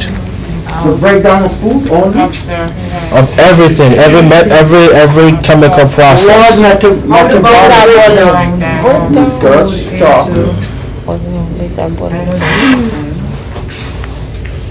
me look it up. Gas, this is the gas one? 1 second, let me look it up. Guys, when we talk about metabolism, we talk of two things, anabolism and catabolism. All right? Anabolism is a building up. Catabolism is the Breaking down. They combine. Some of what the chemical and physical Metabolism. changes takes. Okay. You guys with me? Yes. Guys, don't forget these things. All right? Know what is to build up and what is to break down. Breakdown. Cuts to break. All right? Kata and ana. Right. Now, the cell high blood pressure is one of the traits that can lead to diagnosis of metabolic syndrome. A group of factors that indicate you are more likely to develop diabetes or have a heart disease or stroke. About 1 in 3 adults in the U.S. has metabolic syndrome, which can be addressed by lifestyle changes and medications. So you notice at least 3 of those things that you're looking at. In fact, I can say all of them. It would lead to lifestyle changes. Food to eat. If you exercise, and believe it or not, finding out what's happening to you. Now, how do you know if something is happening to you? You go and see a doctor every year, right? But if you don't tell the doctor The truth. The symptom. what is really going on with you Yes. and explain it and be able to communicate to the doctor so he can order the what? The right treatment. Test. The And when you do the right test, then he can now treat the correct underlying cause. A lot of people have a problem. One, Complete blood it's count. communication, maybe be due to the fact that they are not speaking the same language as their doctor. You don't shake me, you don't shake me anymore. Let me check you. They may use words that the doctor may not be familiar with. They may not be able to express themselves adequately, or they feel ashamed when they're expressing themselves. For instance, if a person wet their bed Nobody answer. Just me. and they go to the doctor, some persons may not want to say that they wet their bed. Or the dribble. You ever want to tell the doctor, you know, doc, I get in, I gotta wear Depends Metabolic syndrome. because when I laugh or I do stuff, I wet myself. That's a serious problem. Oh People yes. take it as hey, I'm getting older. Hell no, it's not anything but getting older. Something is happening to you. Okay, something is happening, and you need to look into it. All right, you have a sphincter muscle. There's a sphincter muscle that controls urinary output. Have a problem? That's why you're going to end up having to wear Depends and all that you are wearing, both men and women. Okay? So being able to tell the doctor exactly what's going on with you will help a lot. And again, we go back to what? Listen to Mother Nature. Mother Nature tells you everything, warns you about everything. So that was number 8.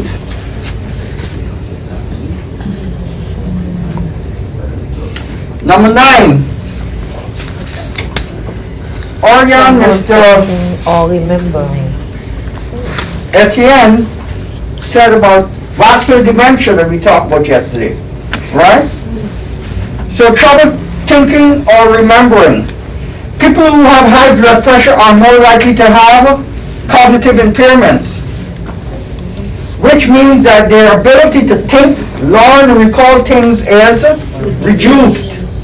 Some studies show that people who have had high blood pressure when they are middle-aged have a higher risk of developing what? Vascular dementia. Dementia as they grow older. There is evidence that the younger you are when you get your blood pressure under control, the more you reduce your chance of having cognitive impairment later in Right. People can have something, when you do your assessment of a person's ability to think, right? Normally you put LOC, right? Which is Level of consciousness. the level of consciousness. And you may say that the person level of consciousness is impaired. Well, how impaired is that level of consciousness? So how do you think you would check to see if a person level of consciousness? How do you think you would check? Ask them what day it is. No, when they give you Ask questions. Ask questions. Abgar test. All right, ask questions such as what? What day it is today? If you know where you are. You ask the time, right? Yes. Okay, that's the place. Squeeze your hand. That's a person, time, place, and person. Who you are, where you from. You know what today's date is. That sort of stuff. Subject. But it goes a little deeper than that. When we do the what? The BIMS, remember we did the BIMS? And the BIMS stands for, what is the BIMS?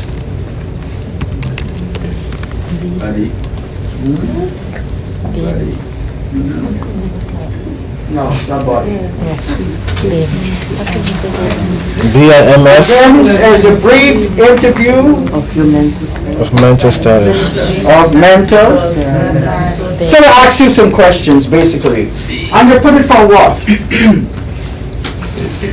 0 to 10. 15.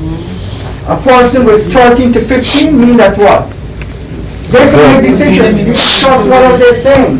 They tell you about the houses, whatever, you can trust them. Then you have the persons from 8 to 12. But they're what? Moderately affected. Yeah. So sometimes they can remember things, and other times they're all not too right.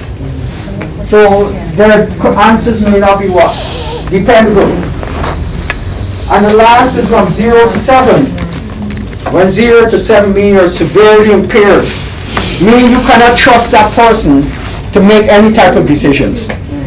Now the decision making is up to the what? The healthcare team, or if Proxy. that person has a healthcare proxy.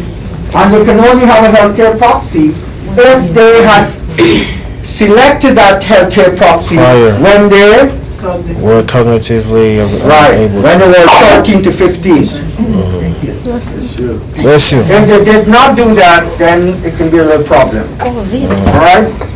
Ability to think and remember. And memory is a big thing with dementia.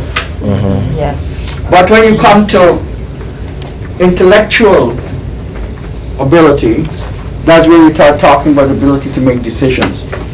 How concrete are decisions? A lot of people make day-to-day decisions. Some people make day-to-day decisions not really based on fact. They do it off of Emotions. And when you make decisions off of emotions, They don't make you are very much at risk for many, many different things. Try not to make decisions based on emotions.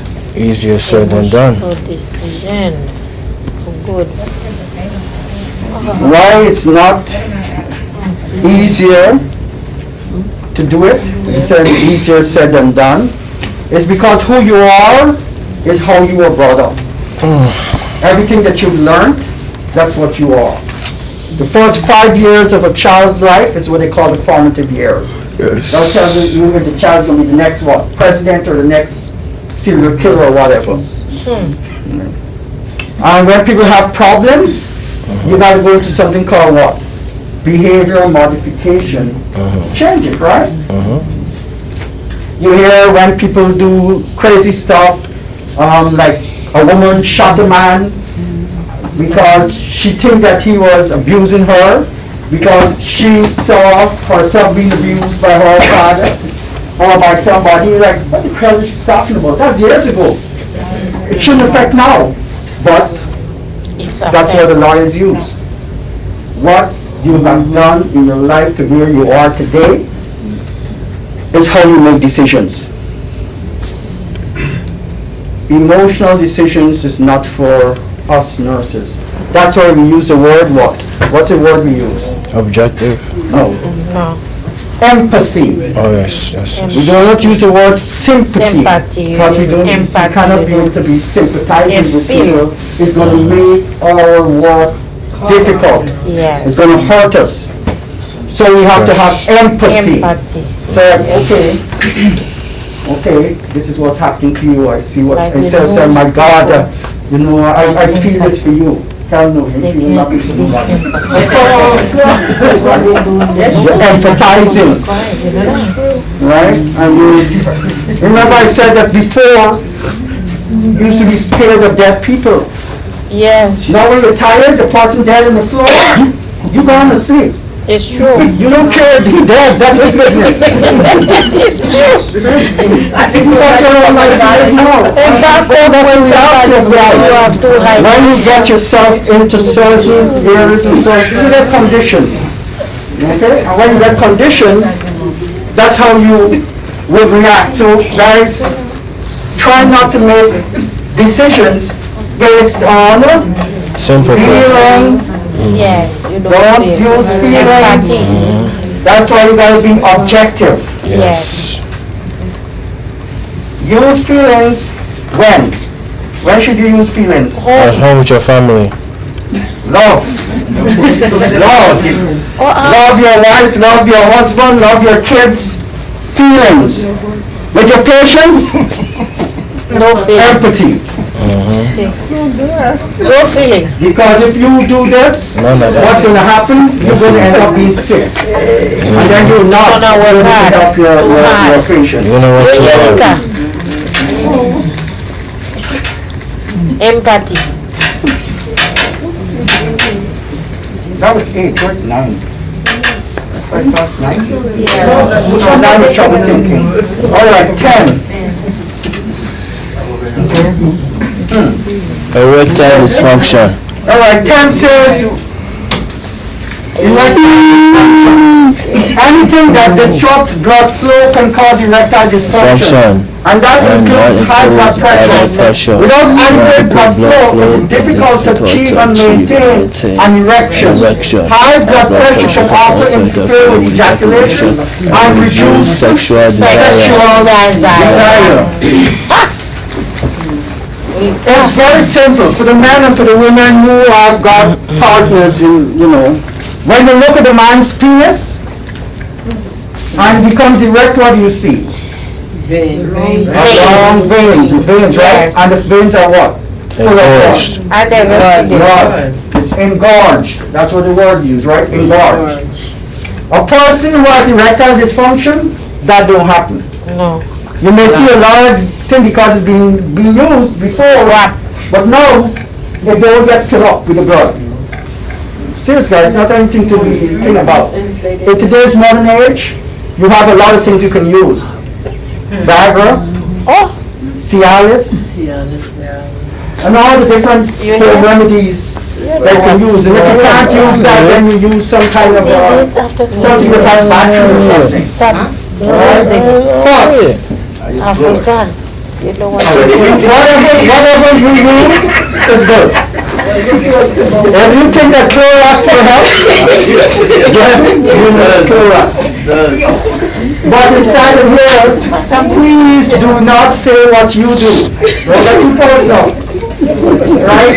Because it tells people now that you have sexual dysfunction and you maintain it well. So don't do that. Alright? What you're trying to look at is basically blood flow. And everything with the high blood pressure, the complications, is related to what? Blood flow. The reduced blood flow. Everything. Problem.com. Everything that you just saw, you listened to, related to high blood pressure. Guys, stay with this. Everything Reduce blood is reduced blood flow. Either it is reduced or it is completely blocked. And that's why you find that most cardiac problems, the blood flow is a problem. That's why they come up with this thing called coronary artery disease, because the coronary arteries which carry blood to the heart. Not carry blood to the heart to fill the chambers, but carry blood to the heart so the myocardium can contract. So the muscles can contract and pump the blood. Let's think about that for a minute. Let it simmer.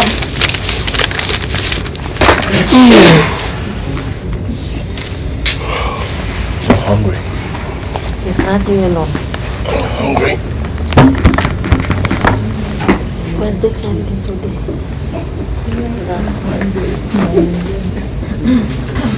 I should go good road.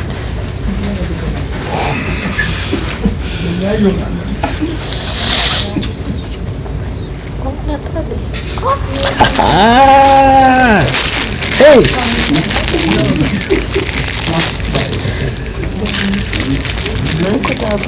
I don't want this one. I want this one. That this chocolate. That's for you. I don't want that one. Take this one. I don't want this one. I have this one. I'm eating the candy. This one. I don't want this one. It's too big. I have so much sweet. I have high blood Give me pressure back. already. Yes. Yes, thank you. It's too sweet.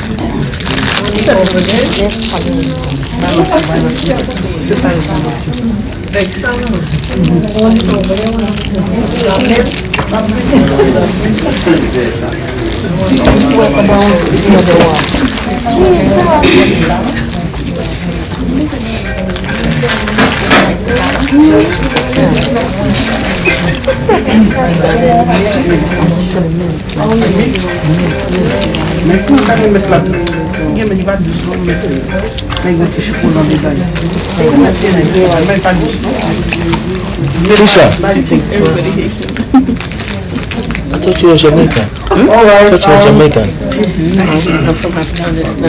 Okay. No. You sent something to me? No.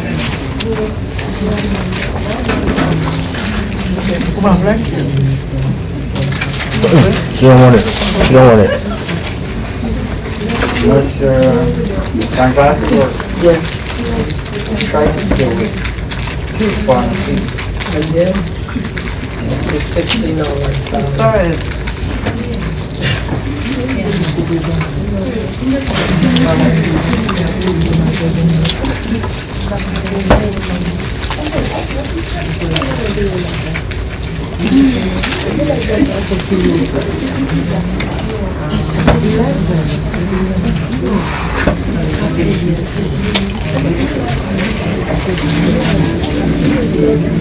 Would you like to recommend that you monitor your blood pressure at home? No. Or perhaps you simply want to be more involved in the control of your health care? Whatever the reason, this program has been created to demonstrate the proper method for taking your blood pressure at home. Let's start with the basics. Inside your body is a complex network of blood vessels, arteries, veins, and capillaries. Your heart pumps blood into these arteries, which carry that blood all through your body. Blood pressure is simply the pressure or force of your blood pushing against the walls of your arteries. High blood pressure, also known as hypertension, is a serious medical condition where the pressure in your arteries is above the normal range. If it is not treated, hypertension can damage your heart, brain, and kidneys. Blood pressure is expressed as two numbers. For example, 120 over 80. The first number is called the systolic pressure. This is the pressure in your arteries when your heart beats and fills them with blood. The second number is the diastolic pressure. This is the pressure in your arteries when your heart rests between beats. When blood pressure is measured in a doctor's office, hypertension is diagnosed when someone who is otherwise healthy has a blood pressure of 140 over 90 or higher. But according to recent guidelines, when you measure your blood pressure at home, a reading of 135 over 85 should be considered to be hypertension.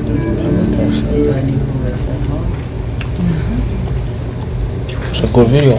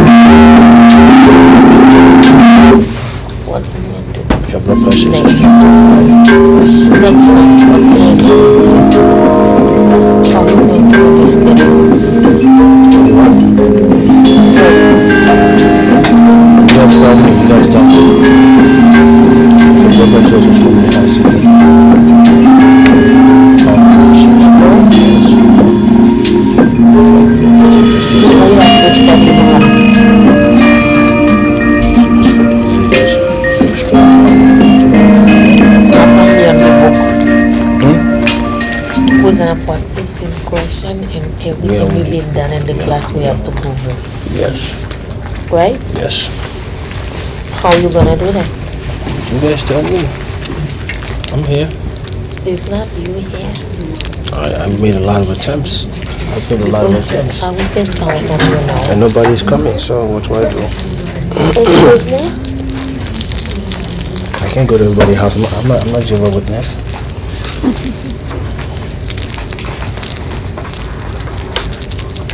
You have to be serious about it. I'm serious. You I'm can just not get gonna beg people. What do I do? I'm gonna call Pastor You beg can it get up. up one day, you wanna do something without Listen. telling nobody. Listen. You just say no. We're not Because even we we're all not have even work to do. we're not even married yet. You really give me a hand. What's going on?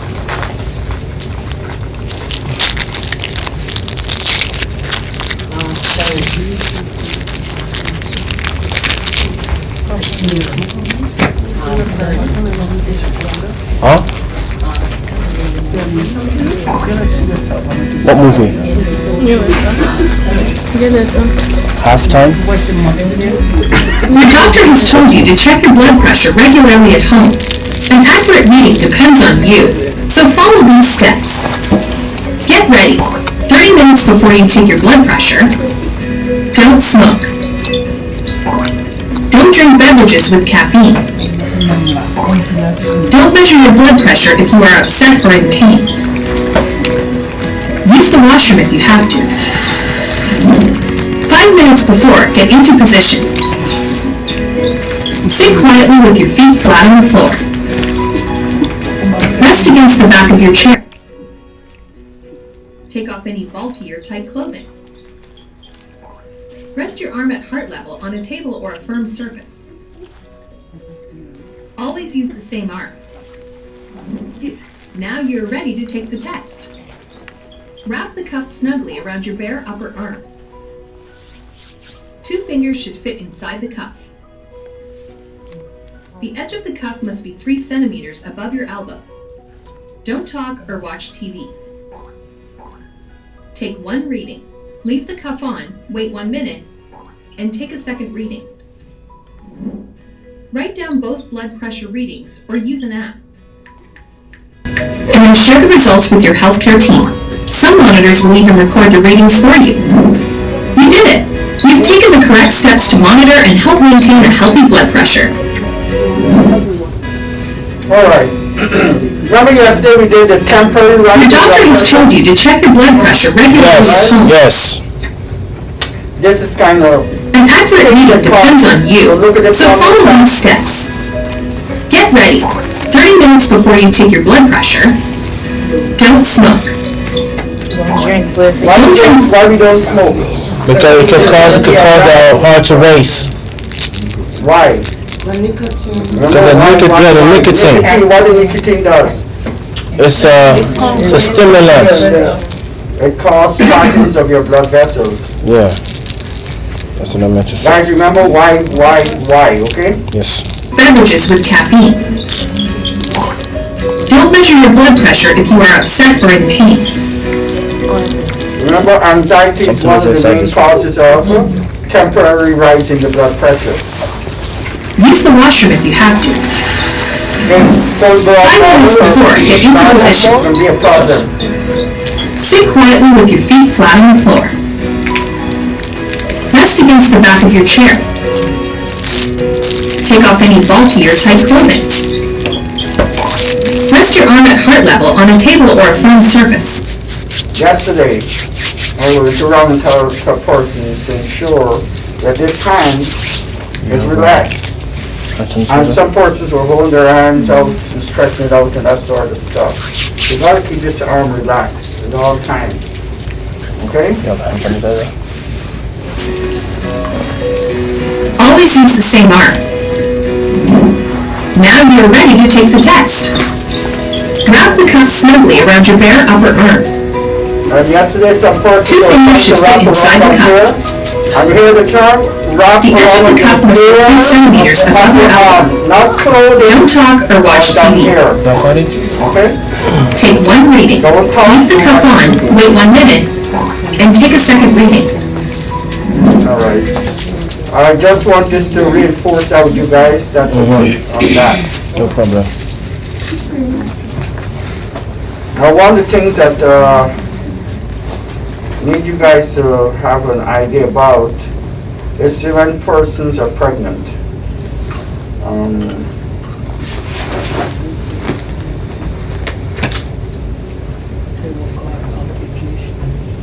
You heard about preeclampsia, right?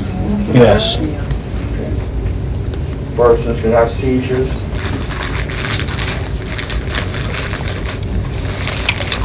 Mercedes. You have hand sanitizer?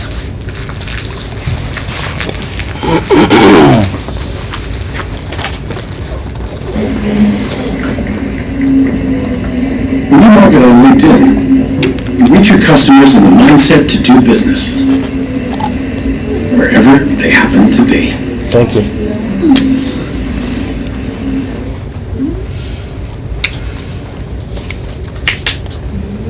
Bring it back to art, please. Thank you.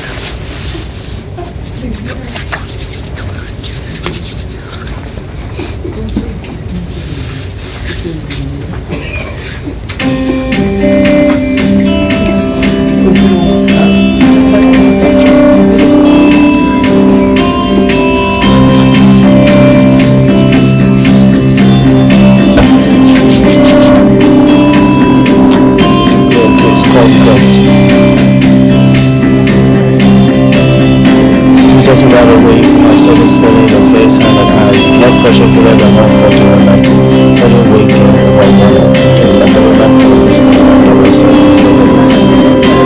decrease in blurry vision, flashing light and fluctuates. You can also have preeclampsia and symptoms that's why the blood is blood pressure checks on the chest.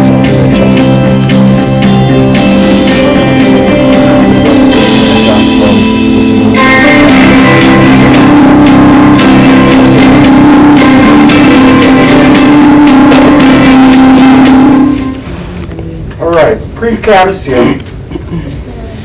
They say it could make the baby born what? Premature. Premature. These are the customers I've been looking for. We usually count prematurity based on the weeks, right?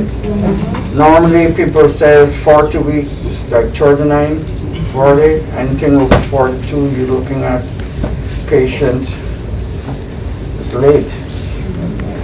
And that's a problem. Babies are born small because we said that the high blood pressure can cause problems with the baby receiving nutrients via the placenta. And nutrients that is, the baby don't receive can end up with the baby being born with SGA, which is small for gestational age, which is under 5 pounds. And that can be a problem in development, and it's not really good for the baby. All right. Just turn the light up, please.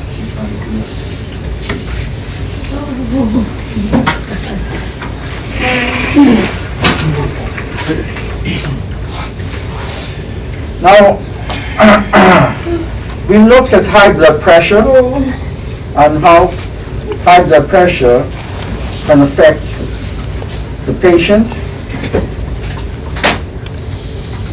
especially the complications or the target organs. And when we talk about target organs, we spoke about things like the brain, the kidneys, the heart, right? We even went on to other areas like mind, sexuality, and what have you. But specifically, I want you guys to remember the complications of high blood pressure as it pertains to the brain, the kidneys, and the heart. Those are 3 areas you definitely want to stay focused on. Because most of your diseases that you get pertaining to those areas, high blood pressure has a part to play. And then you also, knowing that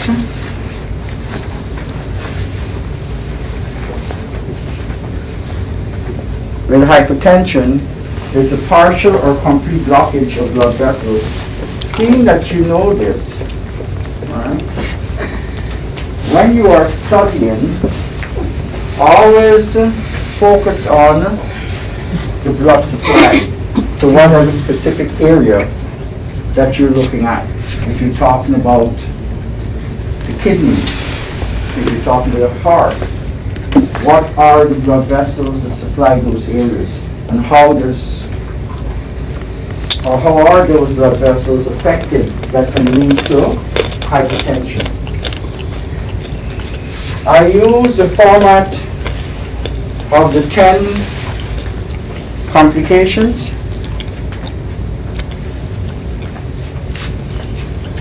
The format of what the man in the street knows when he reads, and what you should know as registered nurses.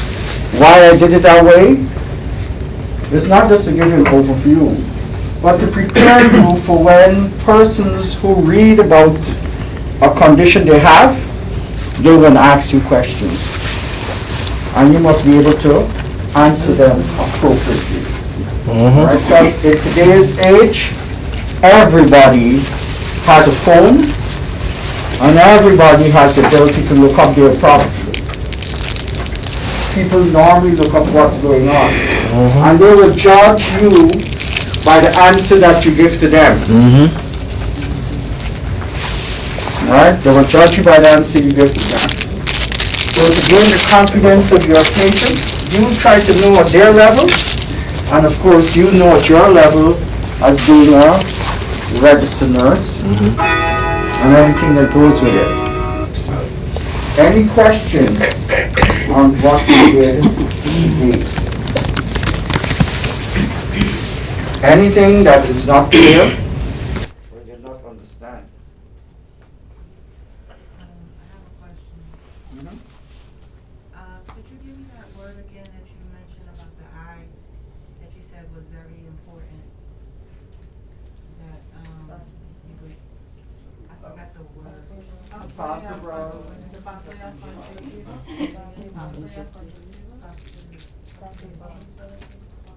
Yeah, P-A-L, P-A-D-R-A-E, there's a palpebral. Palpebral. And they have palpebral.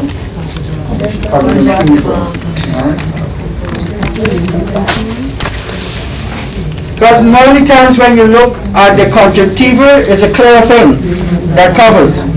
The white of your eye is not the conjunctiva. The white of the eye is your sclera.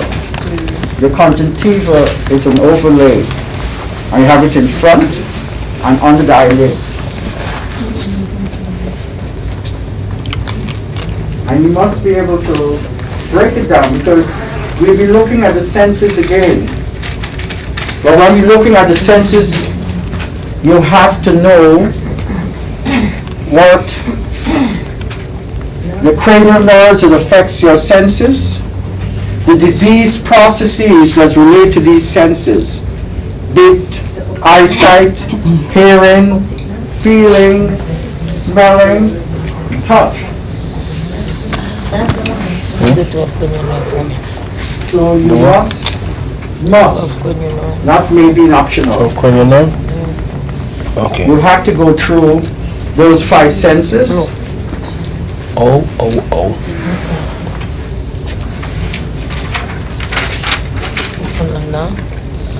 The 7. 12. This was 8. Listen, like this.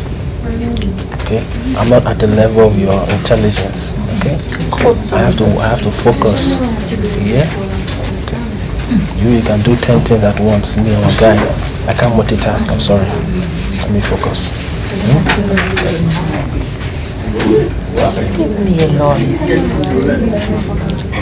it now. I have to focus on him first. What are you doing now? Listen. What are you doing?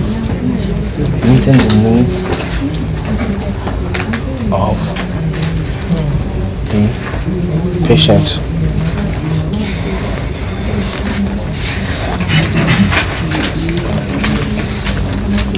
You can do everything at the same time. I can't. Please. Today you can do it.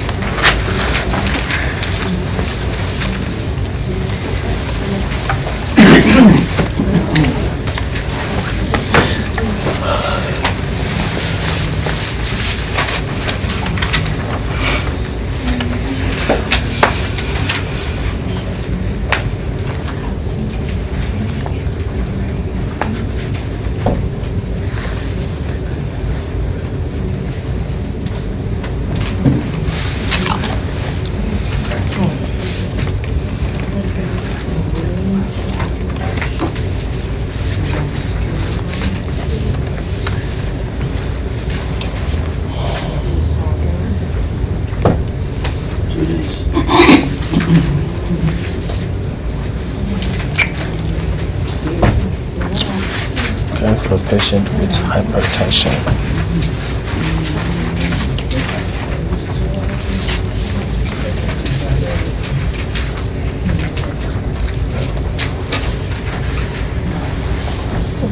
Woman's pregnant. Homework.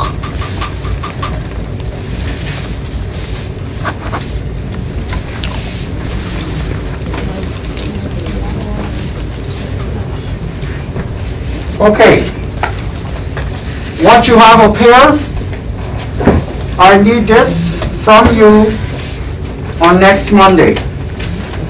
The first you're doing is meeting the needs of the patient with vascular disorders and peripheral circulation. And let me put it into context. When you did your, what did you do listen to yesterday? Apical pulse, right? Yes. Which is a heartbeat. So median needs a patient with vascular disorders and peripheral circulation. So when we move from the heartbeat, we went to the what? The radial. And that is what? Peripheral, right? Peripheral. That's why they talk about PAD. Peripheral artery disease. Anything that's moving away from the heart and going to the limbs is a periphery. So I want you to look at this, meeting the needs of the patient, vascular disorders, and peripheral circulation. How are you going to take care of this patient? What is the nursing management? You guys with me? Yeah. Yes. Again, needs of the patient with vascular disorders. Vascular pertains to what? The blood Vessels. The one you said before that, the nursing what? That's the only one I spoke about up to now. Meeting the needs of the patient with vascular disorders and peripheral circulation. What do you just said what you expect us to do when you work nursing. What I said there, I start by saying, yesterday persons listened to their heart. And you also did the what? The radial pulse, which is what, the periphery, right? Yes. So, when you are doing this paper, because that's two for me, you'll be talking about vascular disorders, which is disorders affecting what? Your blood vessels. Remember when we did the circulatory system, we broke it down into three parts? The heart, the vascular, and the components. Yes. This is vascular. So will you need a paper? You need me to write a paper Yes, on that? yes. Okay. Home assignment, due next Monday. I need a written assignment on this. I need a written assignment on this. Okay. Caring for the patient with hypertension. Okay. We just did hypertension, right? Yes. You care for the patient. What is the nursing management for patient with hypertension? That's hypertension. Okay? It's not saying care for the patient with complications. It's not that. It's just care for the patient with hypertension. You're not caring for the patient, not going into complications and all that thing. You just care for the patient With hypertension. And we went through what? We went through different types of hypertension, right? Yes. Essential, secondary, hypertensive, what? Crisis. And we did the elevated blood pressure from 120 to 129 and that sort of stuff. 120 to 1. And the first one, meeting the needs of a patient with vascular disorders. What vascular disorders are you talking about? Same thing we talked just now. Peripheral artery disease. One of the diseases you can find that's affecting your blood vessels. Peripheral though, not disease affecting the chest, but it's a peripheral. Check the disease. The easy thing to do is what? List diseases, vascular diseases affecting the periphery. That's easy. So you know right away what you're looking at, or what you're looking for, or how to put it together. Because what you're doing now with this is nursing intervention. What you do. Okay. Okay, guys? Yeah. It's not about what the doctor's going to be ordering. The only way you can't go talk about what the doctor's ordering is when you're going to what? Medicate the patient as per the doctor's orders. But everything else is based on what? What the nurse will do. Nursing again. Meeting needs of the patient with vascular disorders and peripheral circulation. And two, care for the patient only with high blood pressure. How are you going to care for that patient? What instructions will you give to your LPNs? What instructions will you give to your CNAs? Because it's not you alone taking care of this patient. Remember the care plan? Multidisciplinary. If you remember your care plan and how your care plan goes, then you know how to do this. This is a easy, once you follow the care plan format. That's right. It's understood, guys? Yes, sir. So Mr. Wurst, so you Yes. wanted both questions of... No, two separate papers. One for peripheral circulation, vascular disorders. Right. One for hypertension. Both, again, is nursing management. We're writing extensively about the medical aspect of it. The only time you're going to write about the medical aspect is when it's supporting any nursing diagnoses that you come up with. For instance, if you come up with tissue perfusion, because tissue perfusion is going to be affected by blockage. Yes. So that's a nursing diagnosis, tissue perfusion. Why do you get tissue perfusion? Impaired tissue perfusion, because you have a blockage to the blood vessels. So the tissues can be perfused. Now perfused means supply and get into it. Oxygen.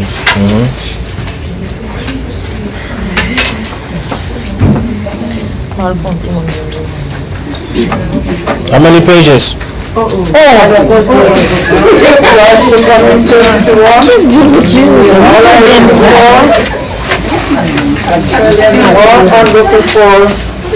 not so much how many pages you write, But it's what you write. it's what is the content What is of what you important. have written. Yes, the key.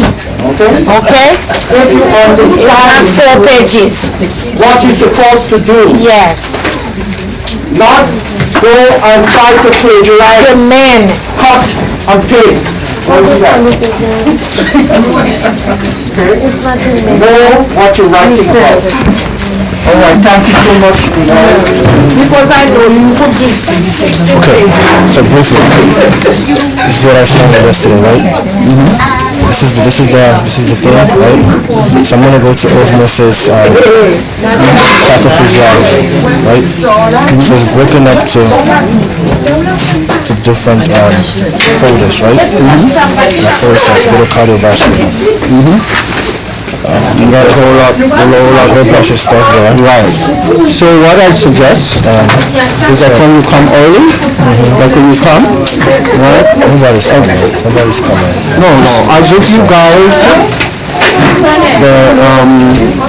I'll give you guys like, how much was it this afternoon? What time you started this afternoon? We started around, everybody got here like around 4:45. Alright, so I will give you guys a half an hour from 5 to 5:30. Okay. So you can show them that. And, you know, I want to focus on what you're currently doing. Everything that you're doing, you have to have besides you can look up osmosis, you have it broken down to alpha format. So it tells you everything that you need to know about it, symptomatic, and also diagnosis and also treatment and risk factors, which is really good. So, the reason I want to attention.